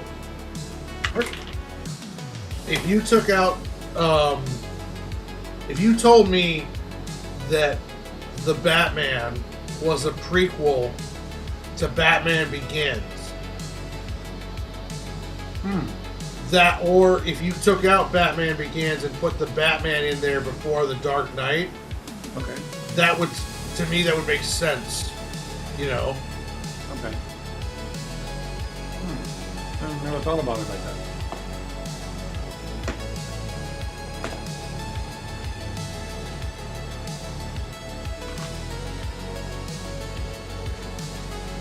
And you know, when they had the snow, people were all like, "Oh, we're gonna get to see Mr. Freeze," and it's like, no, we're not gonna see Mr. Freeze because there's no way to do Mr. Freeze realistically. I mean, we'll probably see Court of Owls and maybe Hush. Court of Owls. I would imagine seeing Court of Owls. Yeah. Matt Reeves did say that the villain is someone who hasn't been brought into live action yet. Some people are thinking it could be possibly Phantasm too, Okay. because of the Scarlett Johansson casting.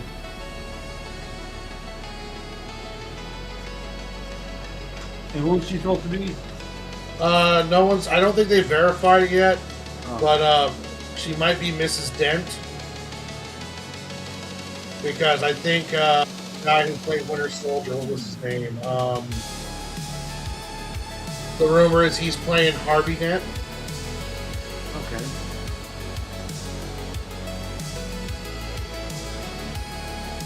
All right, question.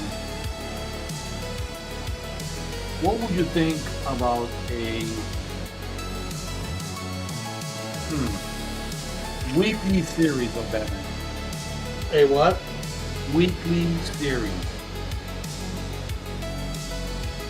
Seriously, a serious Batman. Weekly, not WB. A series with Batman. I would like it. It sounds interesting, you know, like, man, a weekly Batman. I'm, you know what I'm saying? I'm like, I'll tune in. As long as it's like Done right. I want a real Batman. I don't want a Batman in real life. Like I want Batman. I want him to take on villains and have gadgets and I want Ra's al Ghul to actually have an immortal pit, and I want Killer Croc, and I want all these guys to be comic book accurate, not just like, hey, what would happen if Batman was in real life? Well, in real life, he would get killed the first night or arrested, and we would never hear from him again. He would just be that crazy billionaire who decided to put on a weird costume and got his ass killed the first night. Yeah, we got a straight jacket for him. Yeah. Here comes Arkham.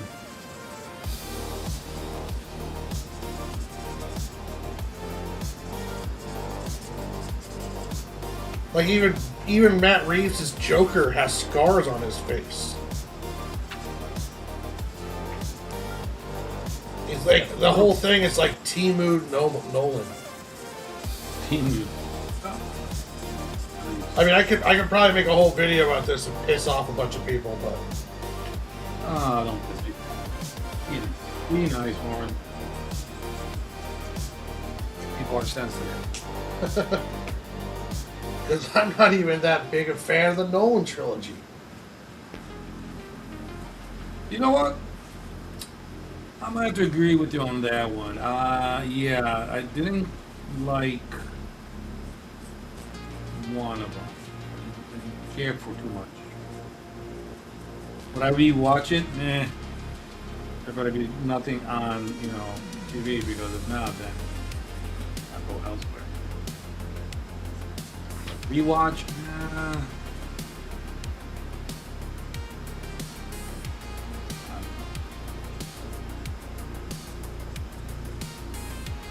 But I've always been to the thought that the weakest part of the Nolan trilogy was Christian Bale. Yeah, the voice that he did with Batman, I did not care for. Oh yeah, that was Always terrible. bothered me. Yeah, that was terrible. In this city, blah, blah, blah, blah. I'm like, oh, dude, I never cared for it. So. I mean, he was literally doing like a duckbill lips to try to do that voice. So there's Batman with like these weird duckbill kissing face lips. It's not what you do. Or it's not what you say, it's what you do, or some shit like that. I'm just like, oh, Jesus Christ. Who are you? I'm just a friend.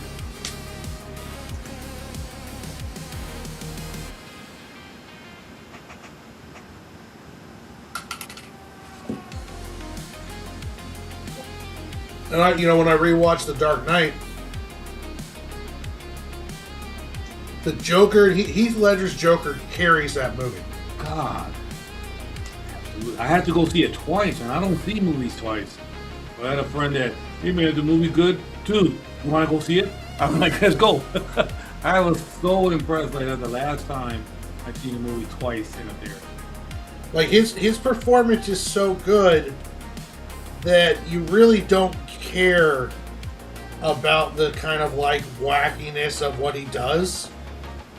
Like trying to, you don't care that it's like, you never stop to think, okay, how did he get all that freaking explosive and gasoline onto those ferries? No, you're convinced that he would. Yeah, it just worked because it's no, like you were so entrapped by his performance that you just didn't care, And my favorite that I didn't know was the scene with when he barged into that looking for Harvey Dent. I didn't know that that scene like was improvised a lot, and I'm like, and you can see the actress looking at Christopher, and Christopher didn't do nothing, and then he left and just went off, like, come here, these cards, did they Oh make it? yeah, I'm like, uh, he did that, and she was all of her expression was for real. yeah. I'm like, but she was a trooper, that's like, okay, you know what, I'll do this, and then afterward, cut. He probably apologized to her look, I was in character, and it was just this was thought it felt right. I'm glad she stayed with it. Like Michael Caine said when he first came out in that scene, Oh, yeah. he was terrified. Yeah, he was terrified. He forgot his lines. Yeah. He was like, what was I supposed to say? This is going to freak me out. Just absolutely, man. Just the intelligence, like, all right, we're going to rob this bank, and then I'm going to make each one of them betray each other, and then I'll take care of the others. Like, that was brilliant. I'm like, these guys, hey, where's everybody else? Killed you too. All right, next. So what's your plan? You gonna kill me? No, I killed the bus driver. The what? And then all of a sudden the bus comes breaking through and kills him. Bus driver. I ain't getting up, is he? Yeah, I memorized that whole damn movie.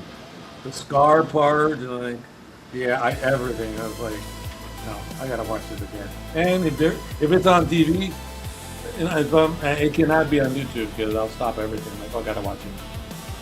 Gotta watch it. It's like those kind of rare movies that watch over again. You would.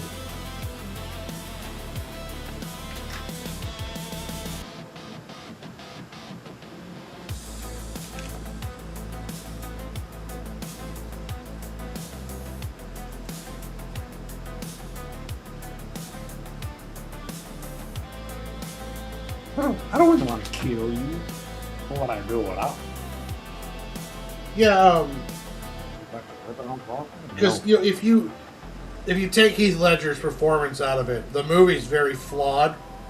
Oh yeah. There's a lot of plot holes and problems with it, but you don't care because it's just so good. Now, if you look at like the next one, The Dark Knight Rises, with Bane in it, it's like that one. You can't hide the mistakes because Bane's performance is not nearly as good as the Joker. Yep, not at all.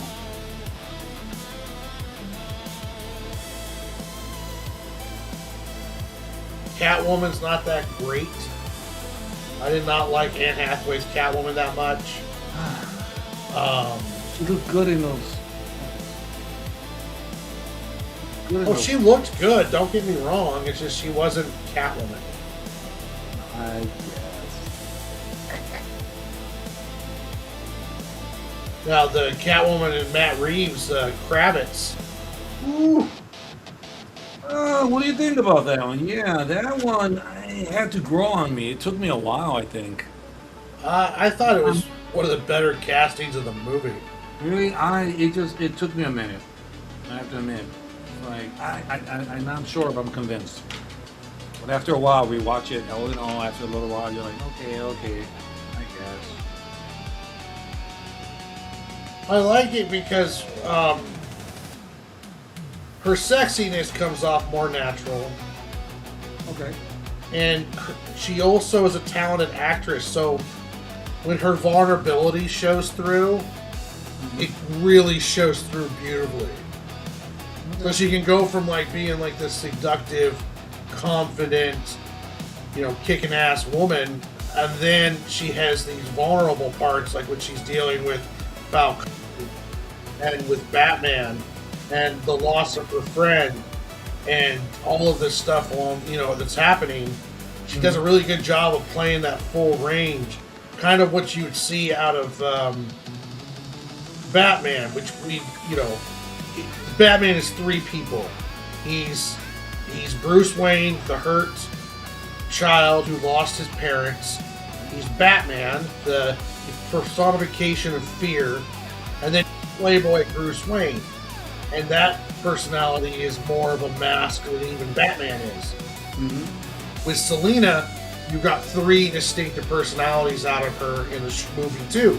You had the seductive cat girl, and badass cat girl, robber type, confident, and then you also got the seductive Selina when she was at the club and when she was working people, and then you have this more of a the real Selina, the one who's grew up on the streets and is just trying to save a friend, kind of deal. Yep. But he had a really good job. She did a really good job of portraying all three. Like I said, I don't mind Robert Pattinson didn't portray all three that well because he was portraying a young Batman who hadn't created the Playboy Bruce Wayne yet, you know? Yeah, that's true. I enjoyed it. Like I said, she had to grow on me for a minute. But after a while, okay, I get it. It wasn't bad. There was plenty to like. It's just, I think I was just more kind of like, oh, come on, guys, more realistic Batman. Okay, I tell you what, I didn't like the Joker. Again. Oh yeah. Yeah, but he was really, really scarred up. I'm like, no, I think you guys overdid that right there. I don't want to see a scarred up Joker. I want to see a comic book Joker, a sadistic guy who's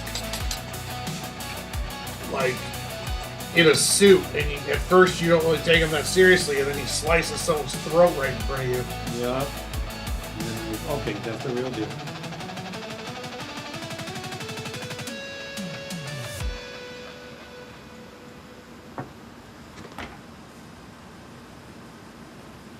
You know, that was what was great about Ledger's Joker, is the mystery. Yeah, you knew nothing. You knew nothing about him. You didn't know why he had the scars, why he did that. He told a bunch of these different bullshit stories. And which one is the real one? And it could have been none of them. None of them. Yeah, I love when he's like, there's nothing. He's got nothing but lint in his pockets. Clothing is tailor made, so nothing, no fingerprints, nothing. It's like this guy just came out of nowhere.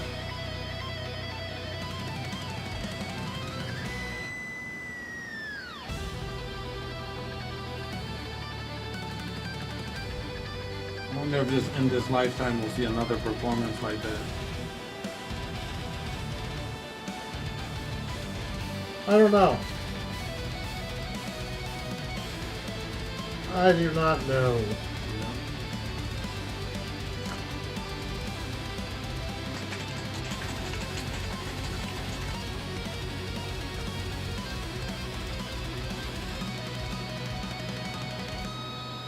Keep an eye on your time. Yeah, I'm doing okay. Okay.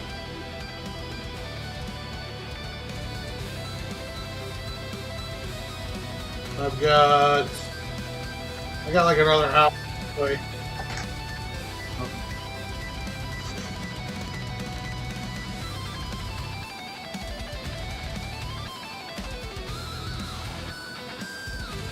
Oh crap, I didn't even realize this was... Oh yeah, it is a DC Sonic crossover. I should have put Superman or Flash in there. Oh. There's Batman and Shadow. Nice.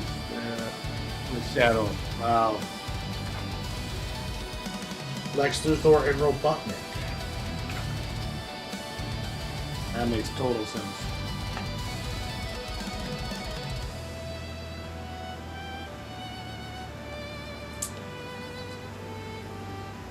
Oh, how dare you, Dingus. You're lucky I don't mute you for that. What? What did Dingus do now? He said, come on, guys, we obviously know the best Joker is Joker 2, fully ducks or whatever. No, he didn't.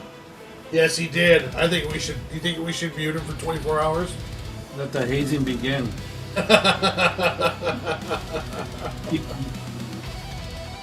Nothing personal, buddy, but come here. Come here. You're going to lose your mod status. That's right.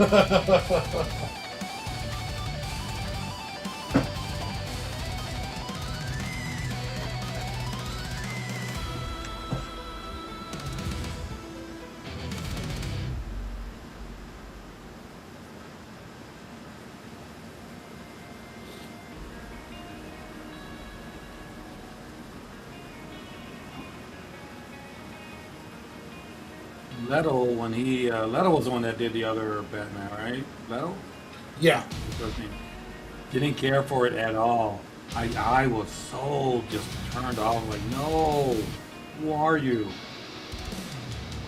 Yeah, I think the only time he did even halfway decently was when they did that extended Snyder cut of Justice League, and he had that scene in the post-apocalyptic world Yep. where they took away like all the piercings and the tattoos, and they gave him the face paint, and he was just interacting with Batman. Yep. I thought that was probably like the best job he did. I would like to see like a whole a version of it without all of the like. I wouldn't mind seeing the Ares cut where they cut out a bunch of what he did. Uh huh. I would like to see like how that looks to give him a chance. But the whole tattooed SoundCloud rapper look was just terrible. Then the one with the smile on his face, and I thought somebody thought that was something creative. It was terrible. Yeah, I didn't care for it. I did kind of like the idea of the hand tattoo with the smiley face. You liked it? I didn't like it. I saw this one piece of artwork where it looked like Batman had like punched him in the mouth and broken his teeth, and he had his hand up covering his mouth because it was bleeding, and then it was like the smiley face was perfect, and I was kind of like, oh, you know what? That's kind of cool. Okay. I haven't seen that, but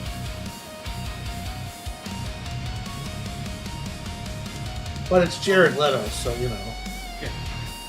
I didn't like it when they did it in the movie. I was like, no, I don't care for it.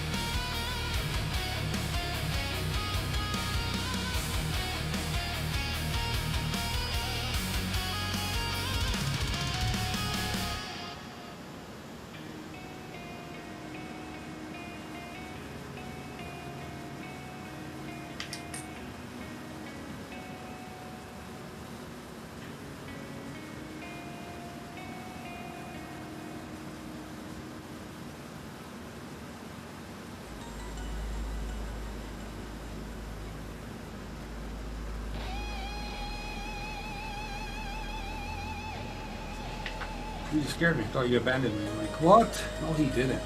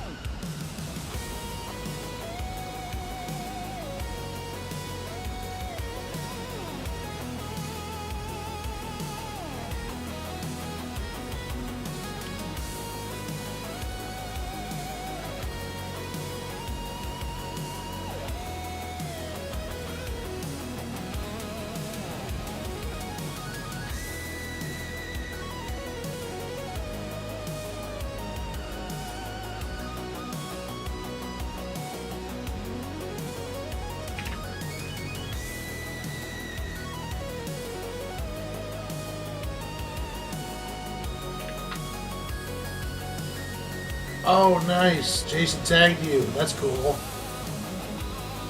Yeah. Sounds personal. Yeah, this guy named Jason Doobie, who's a comic artist. He does for his streams. Um, he'll draw people's characters. Oh. And he did a Sig and Joe one time, and What? recently he drew Ichthus's what a character from Ichthus's book Odyssey of the Dream Reaper, Lola. Well, you should do a Reaper also. That's right. Yeah, Jason's a good guy. Nice. That's his link there. Okay, cool. Check him out.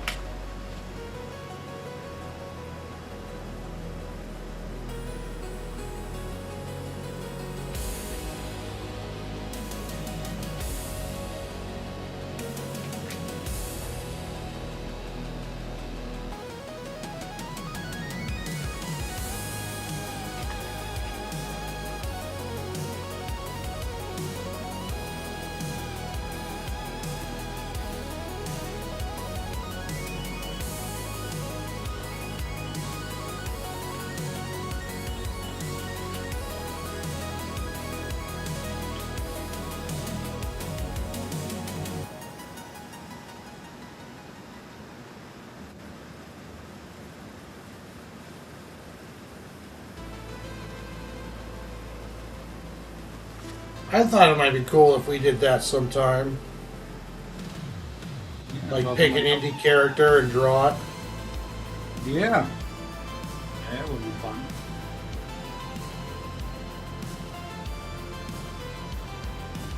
I know who should we start with already. Who's that? Some guy on the screen right now. Forget his name.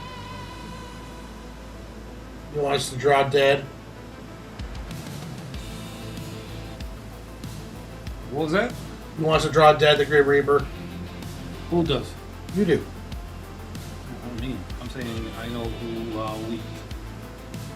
Somebody on the stream right now, on the chat. Excuse me. Oh, we could draw some of Ichthus's characters. You know, yeah, that Ickis guy. Yeah.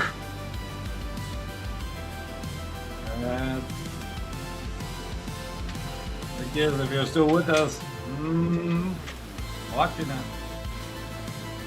Or your character. Yep, I see. That's what we do next. First chance we get.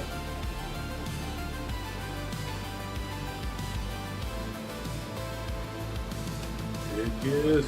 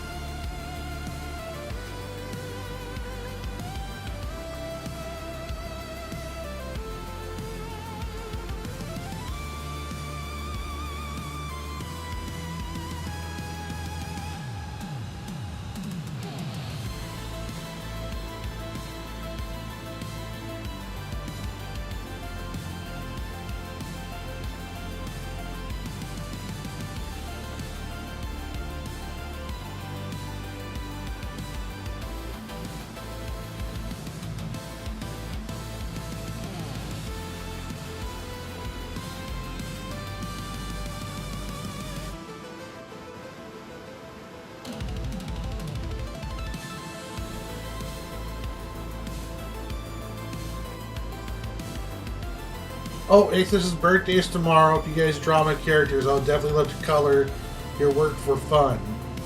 Nice. All right. Yeah. Happy B-Day.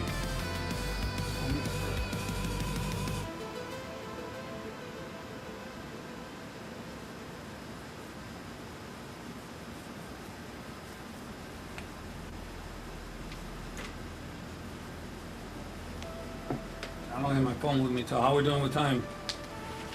We're good. You good? All right. I keep an eye out for you, man.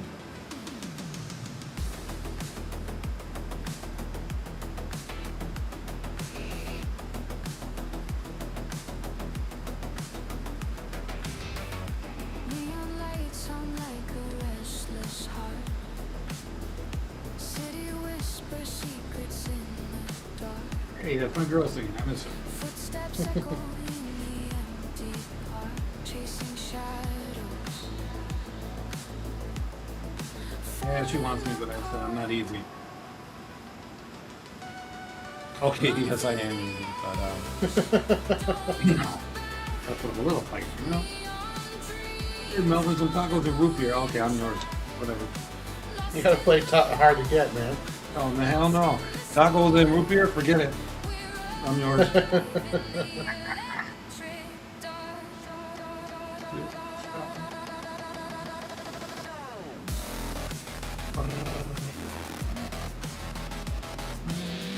Nah, I've taken my my sister to the airport. She's so that's why we had to go early tonight. So that's the reason why we're keeping an eye on the time. Static buzzes, a signal breaks through. Skyline flickers in the glitching hue. The world's a wire, and with a fuse burning bright, nothing Man, there's somebody on an art stream. I can't remember what this person's name is. He went and got a little vacuum. I have one too. And he went in there. He did that with this, with all this erasing. He got the little vacuum and he cleaned up in seconds. I'm like, dude, that's brilliant. Like I got one too. I'm gonna have to do that same thing next time. Turn around and be like, okay. He just did it in a matter of seconds. I'm like, look at me, come over here.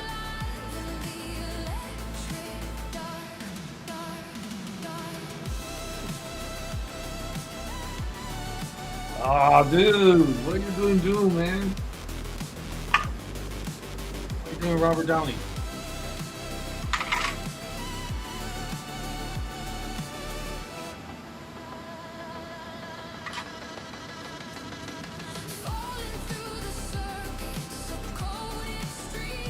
Figure I had time to do it, little guy. I love that character, man. But you see in the trailer when Thor went at him, Oh yeah. he just blocked it. I'm like, oh, he is someone to be reckoned with. Now, question: what do you think about that storyline? His family and why he's pissed off and wants to do what he wants to do. It's interesting if you know the rumors on the trailer or the leaks on the trailer were all set were real, so it looks like if the storyline of the leaks is true of how the film's going to go, it's going to be an interesting film. Yeah. Kind of has Infinity War vibes to it. Yep. I have to say, I liked it. So I was just like, whoa, this really piqued my interest all of a sudden. Like you said, after a while, we haven't seen anything. I'm like, okay, it's coming up, and you guys haven't, dropped anything yet? And I'm surprised they dropped it before Spider-Man. yeah, we were talking about that, right? You said, hey, man, Yeah. it'd be brilliant. I'm like, yeah, it would be. And they did it before. You're right. It might work. I don't know. footsteps echo in the empty park, chasing shadows, falling apart.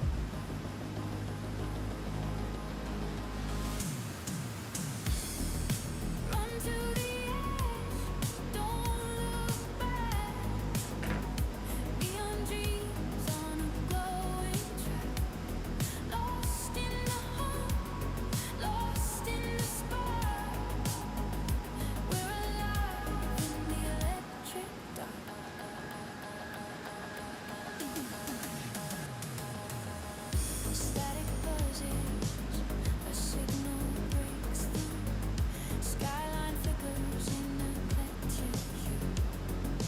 It'll be interesting once it comes out. I'm optimistic. I don't know if I'm more excited, but I'm definitely optimistic. Well, I got excited. That was not bad. Not bad. Oh yeah, guys, check out Dingus's trailer reaction.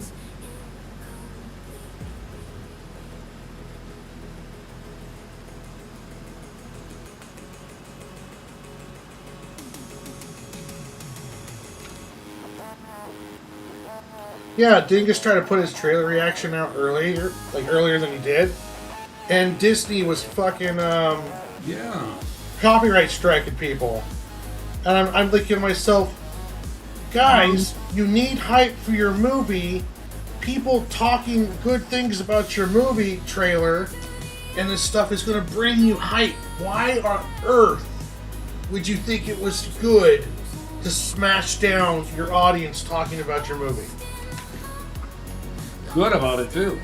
Like you need every ounce of hype that you could squeeze right now, and you're gonna turn around and pull that shit.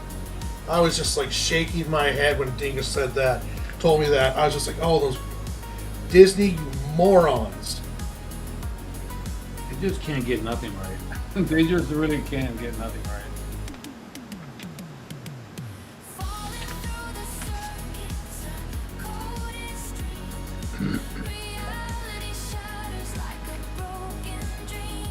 The dog. Man. I think to me he was at his peak when he would go up against the Fantastic Four, man, back in the 80s. It was just amazing.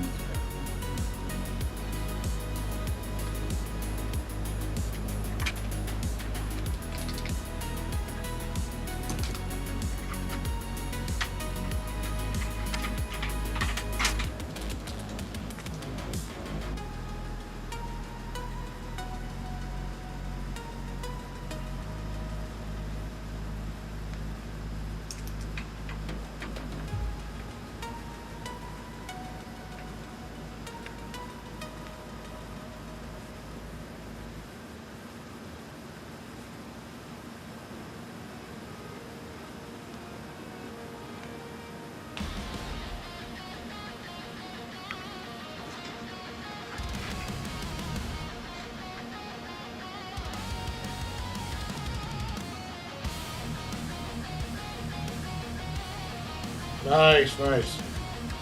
Yeah, the writer for the Speed Racer liked when I quote posted that post, Dingus. The writer for the Speed Racer thing liked it, and then added me and started following me.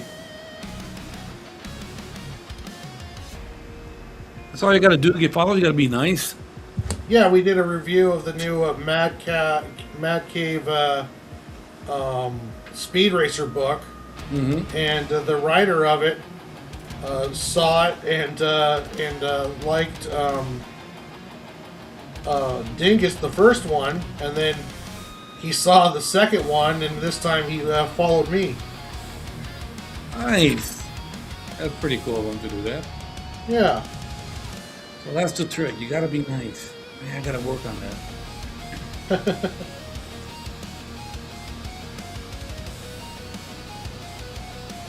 Yeah, it wasn't. I mean, it's not hard. It's a good book. Me and Dingus usually only like to review stuff that we like. I seen it at the shop. I didn't get it, but I seen it at the shop. I'm like, wow. Have you guys seen any of the Infinity Roar with Godzilla? No. I mean, I've seen it in the Yeah, me the too. comic book shop. I just haven't picked any of them up. Are you going to? Probably not. Maybe if it's a graphic novel later. Yeah, no, I love doing that too with the graphic novels. Just get them all together. Yeah. Yeah, I like that. Like I have the first and second volumes of the Justice League Kong and Godzilla crossover graphic novels.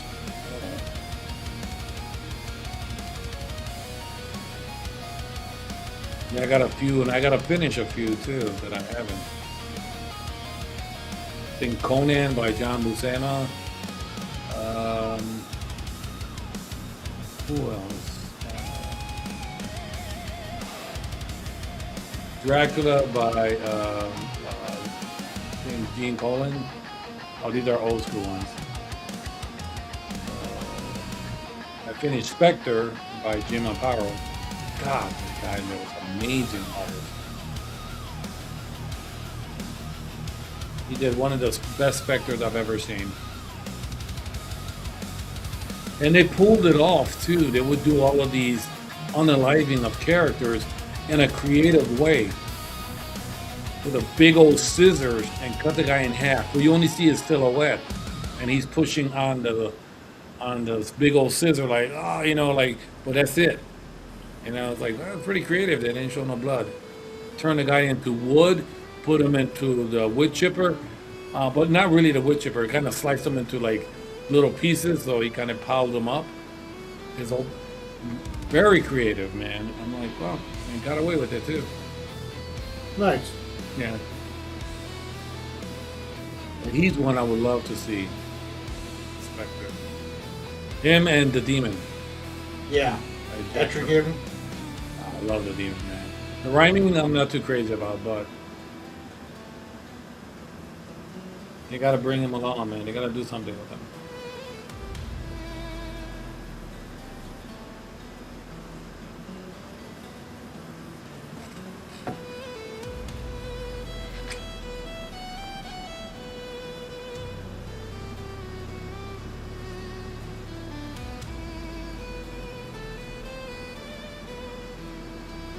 Yeah, it'll be interesting to see if James Gunn's DC keeps going, and if we do get to see, you know, like a Constantine, Etrigan, you know, kind of world. Oh man, yep, put them together. Isn't there a rumor that Keanu was gonna make another Constantine? Yeah, I don't know where that's at production-wise, but it was going to be, that one was kept around after the merger, or after Gunn took over, and that was going to be kind of an Elseworlds thing, like how Matt Reeves' Batman is not connected to what James Gunn's doing. Thank God. And so yeah, that's supposed to. I think that's supposed to still happen. I'm not 100% sure though. I would like to see one. I really did like Constantine. It's kind of fun.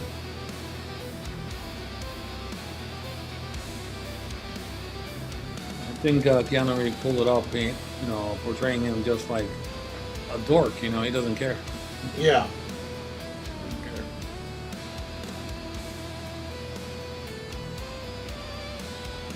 Time? 30 more minutes. You got 30 more minutes? Are you all done? Yeah. I don't know. Let me see if I got a card here somewhere. Yeah, I do. I do. I do. Let's see. What should I do? Picture of.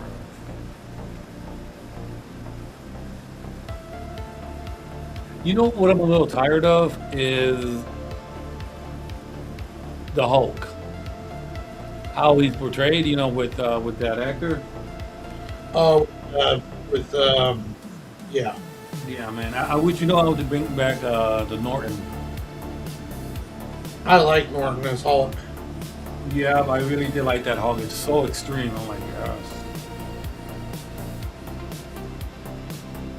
No, I'm like, oh, that's the one I want to see. I'm a little tired of this one. I've seen it in so many movies. I'm like, and then to use his face too. Of course, you have to, but don't care.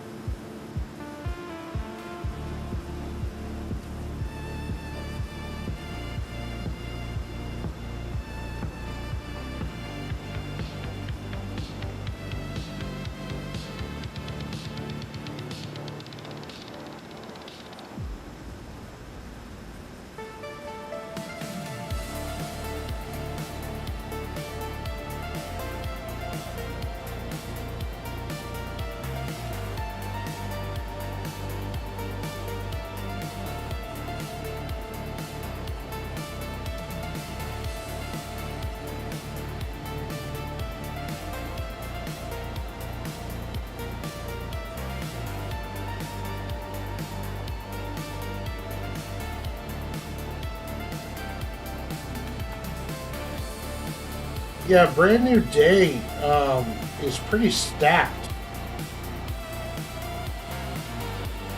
It has Yeah, for a Spider-Man movie, I noticed that too. Like, geez, how many characters are in this? And I'm hearing rumors, I don't know, don't quote me, that there are a few that were edited out of the trailer. And I'm like, ooh, I think they did that before. yeah, they did that with No Way Home. Yeah, so I'm like, oh, interesting. Okay, so But it's supposed to have like Mr. Negative in it. It's supposed to have Tombstone in it. yeah, it's like, It's got Scorpion in it. how many minutes is this damn movie gonna be?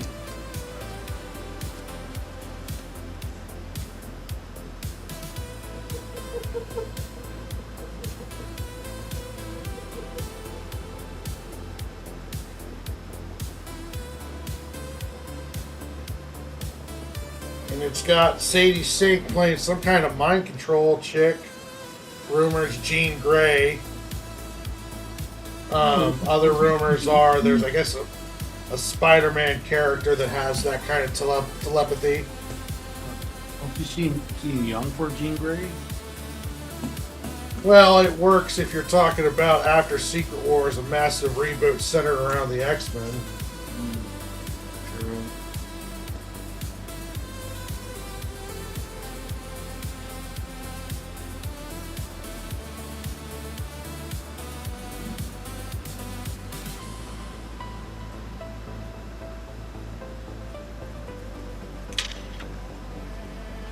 There's even rumors of a mystery villain. Really, I don't recall ever. Mystery villain. That's just probably rumors. I mean, it's hard to tell with all the stuff going around, but I would think if you're going to have a mystery villain, it's revealing Osborn like at the end of it.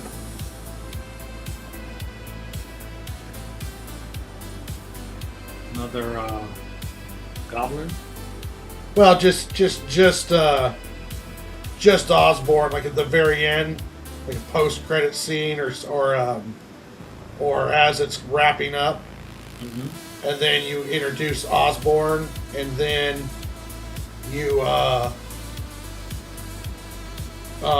then you can bring in Osborn in for the second and third one. Then we get a Green Goblin. Yeah, because I would imagine like Tom Holland signed on for another trilogy. Oh wow. So if you're gonna do another trilogy, then I imagine it's time to bring in Norman. Big boy. You know, his greatest villain, and then have an overarching villain for a couple of films.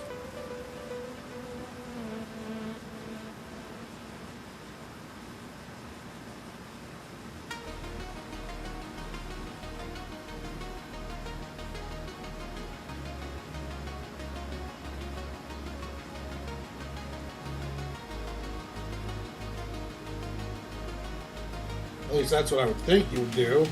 Yeah. Makes sense.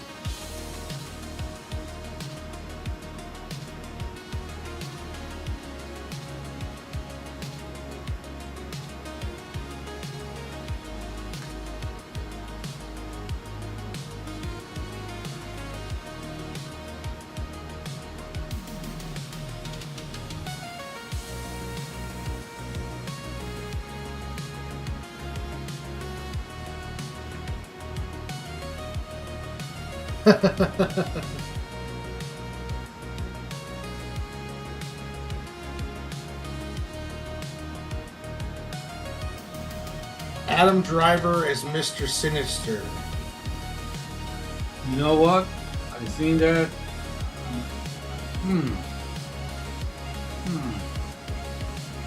Oh, I can probably picture it.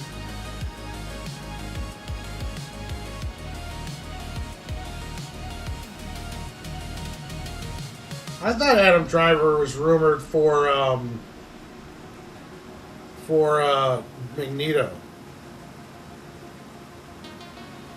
Ooh. That would be a young Magneto, though? Okay.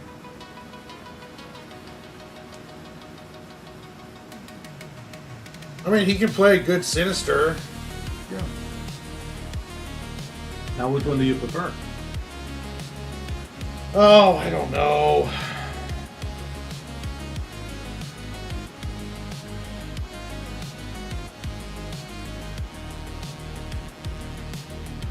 Evening Nightmare Nerdscapes. Oh, okay. So originally the leaker said Magneto, but then Nightmare. backtracked and said Sinister. Okay. Now I have heard Sinister is supposedly the overarching villain for the X-Men for the first couple of movies.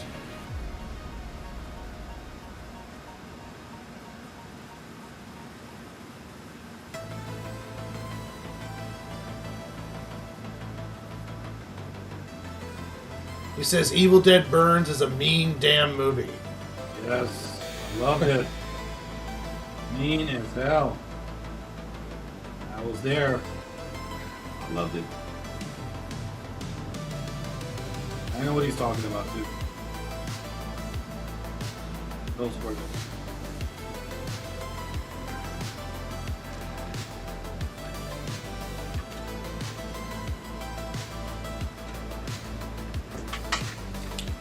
Sorry, man, being annoying, but time? I'm good. I still got about 20 minutes. Alright.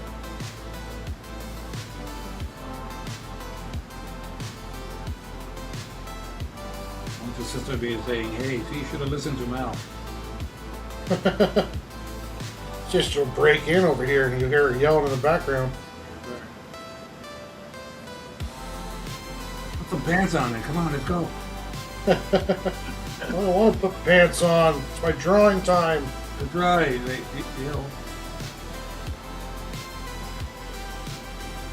all of your secrets, bud.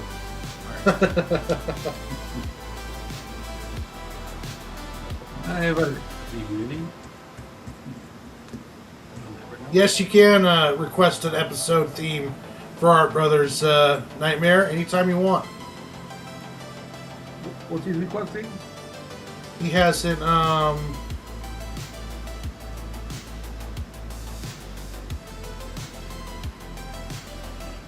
recommend seeing at least Evil Dead Rise before jumping into this one. Okay. He wants to do like an Evil Dead theme Ooh. episode. Right up my alley.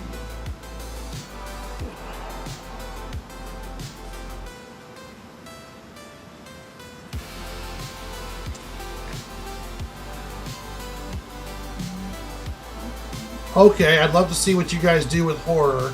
Primarily old school Universal monsters. Oh. Okay, yeah, I'm down. Oh yeah, Wolfman and Frankenstein. Ooh, the creature of Back Lagoon. Matter of fact, I have a drawing of the Invisible Man right here. Whatever. I mean, oh, that's nice.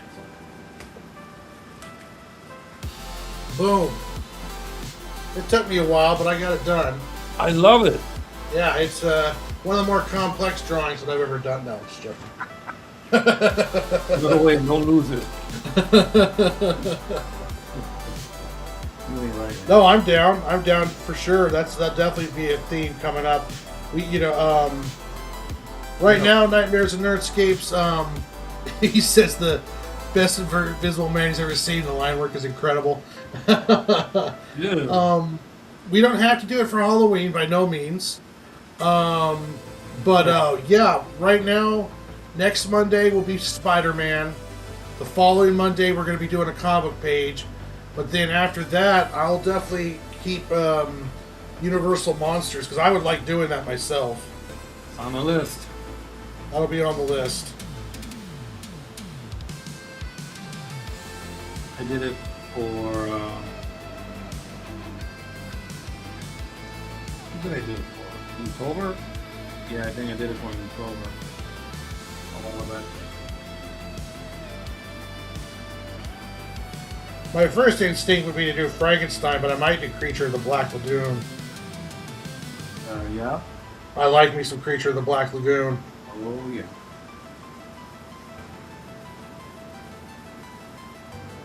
That would be a Wolfman. Wolfman? Yeah. Nice, nice. That's another thing we probably have to do with werewolves. Oh yeah, I'm down. Got a little theme going for. Well, okay, for October, right? Let's Yeah, see for here. October. Let me see how many Mondays are in October. There should be like 4 to 5, depending on how the month ends. Let's see here.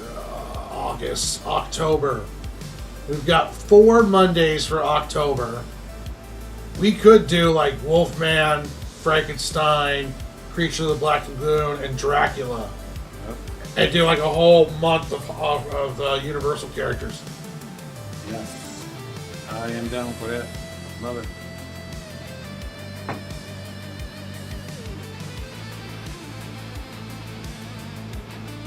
Have I seen Monster Island? No, is that a movie?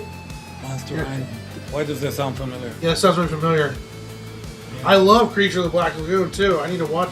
I'll look that up.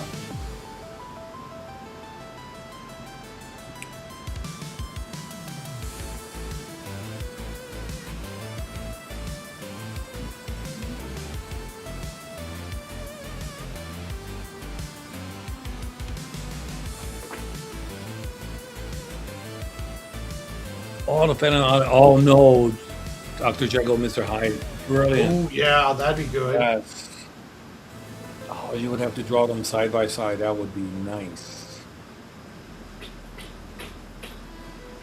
Yeah, no, I'm definitely down for that. I'm down all day long. That'd be cool. Write it down, bud. Yeah, Write I'm it. gonna write that down. I'm definitely gonna forget. That'd be good for the whole month of October. Mm-hmm. Dr. Doom's looking mean. Like you're about to do something.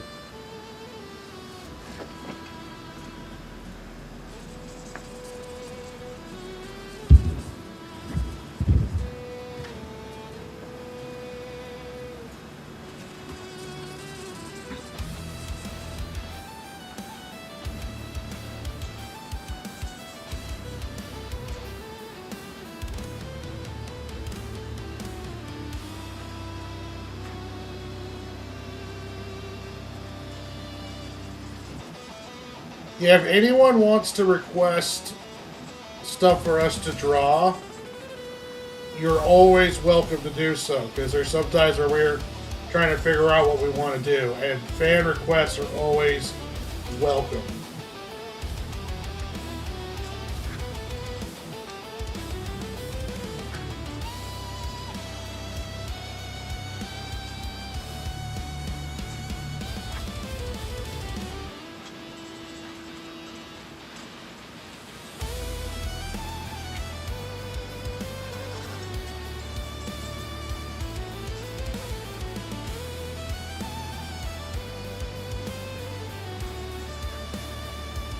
Right.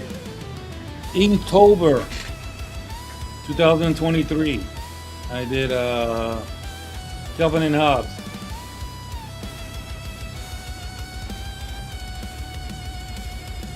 Okay, nice. When you guys said that, like, okay, here's another.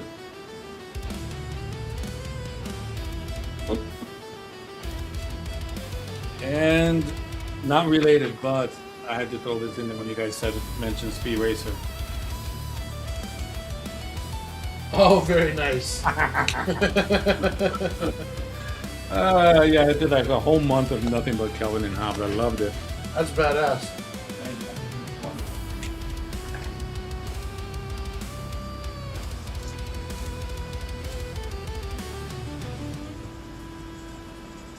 Oh, Bill, if you can listen to us, man, just make some toys. Take my money.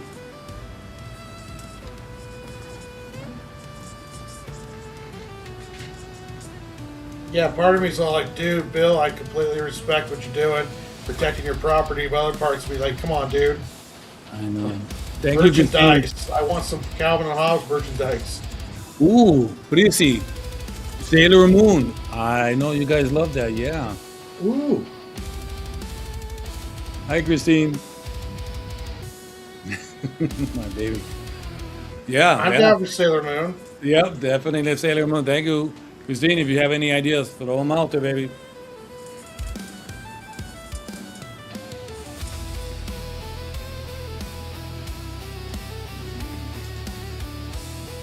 Sailor Moon Mars. She was the bad girl of the group. Yeah, I like the partial we just have so many. Ooh, Christine, Prissy, here you go. Project ACO. Project ACO. Oh yeah, they grew up with Project ACO as an old anime. Oh, okay. Yeah, girl, she's gotta know. She's like super powered, and she has this one friend. Okay, her name is Aiko. Her friend is Biko, and then her enemy is Siko. It's crazy. Every time she goes to school, Siko, which is I believe the enemy, she's always waiting for her to come to school with some kind of mecha, and she always destroys the mecha and makes her fail. So it's like almost every day going to school, she's got something for her. Because she wants to be Biko's best friend. Oh, it's just hilarious. You get a chance to watch it, yep. Tenchi Muyo, there you go. Mayo Muyo. I remember Tenchi. Oh My Goddess, yep. Oh, my girls are going old school now. They grew up with all of that. I made them watch the Guyver series and Dragon Ball and all that. Hey, get back. Trying to run away. Heck yeah. Good ideas, man. Good ideas, girls. Oh yeah. Oh my God, it's yeah. I'm loving the ideas. If you guys could put them in the comments section after the video is over to help boost the algorithm for the videos, that would also be much appreciated.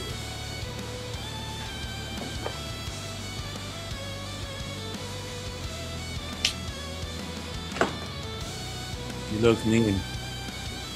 Why you gotta make him look mean like that, bro? Yes, he's a mean man. Oh, okay. Robert Downey is a mean man. We'll see. Okay, do you think it was a good idea to go with him, or they could have just gone with nobody? You know, somebody. You know what I'm saying? Like, I don't know. In a mask. So. I thought it was. I'm still not convinced it's a good idea. Oh, okay. Yeah, 'cause I always thought, why you could have gotten somebody else to do them, but they got to show the face. And Ronnie Downey Jr., man, Robert, he's just, you know, he did so well with Iron Man. To see him do something totally opposite, as in a mean Iron Man. That's what he is. You know?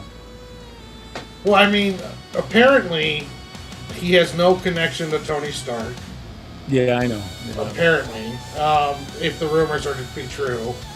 And he's not even going to show his face on any level until Secret Wars, which is the second of the big movies. Right. And I'm thinking to myself, I don't like. What's the point of casting him aside from nostalgia bait? Like, I know he's a great actor, but at the same time, though, it's like you can't bring him back as Iron Man in one of these multiverses.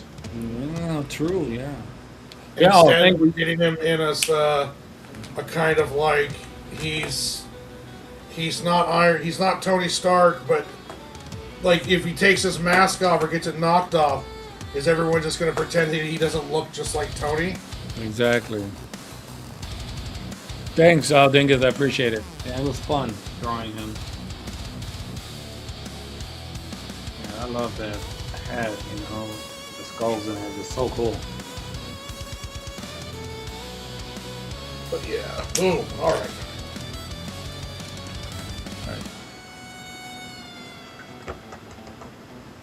Okay, so today we got sketch cover done, and we got smaller work done, smaller card done. So tomorrow I will be on again. Yes. Doing a Squirrelathon long stream probably starting around 3 to 4 o'clock, and it's going to be a long one. I might even start as early as 2 and go a full 6 hours. But I'll keep you guys posted on that. Wednesday, I have a couple doctor's appointments, and then I will be on doing some more squirrel work. And then Thursday, I'll probably be on later in the evening after me and Dingus get done doing our review. Nice. And then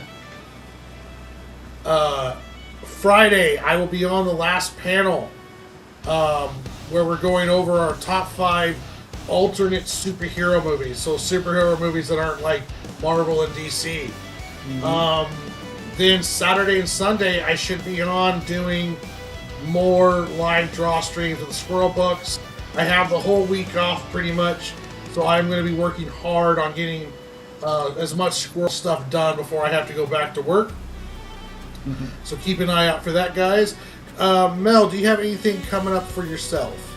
No, just Sunday at 5 p.m. Central Time for all Forever live stream. Okay, nice. Yeah, sadly I had to miss this last one because I was working. Yeah, I know. But, It's all good. But yeah, I'll definitely be able to catch that. So catch Mel's live stream this Sunday. And yeah, guys, thank you all for stopping by. Thank you for all of the great suggestions. Next Monday, we are going to be doing Sonic the Hedgehog. And then for the first Monday of August, it's going to be a special show where we're taking a page script that Ichthus gave us, and we're both going to be doing a full comic book page on 11 by 17 Bristol board, comic book line Bristol board, and you're going to get to watch 2 artists do their own interpretation of the same script at the same time. That should be a long stream and a fun one. So keep an eye out for that, and then down the line we're going to be doing Universal Monsters, Sailor Moon. We're going to be doing a lot of cool stuff. So you guys like and subscribe if you haven't yet. And until next time, my friends, as always, be good, stay safe, and God bless. Take care.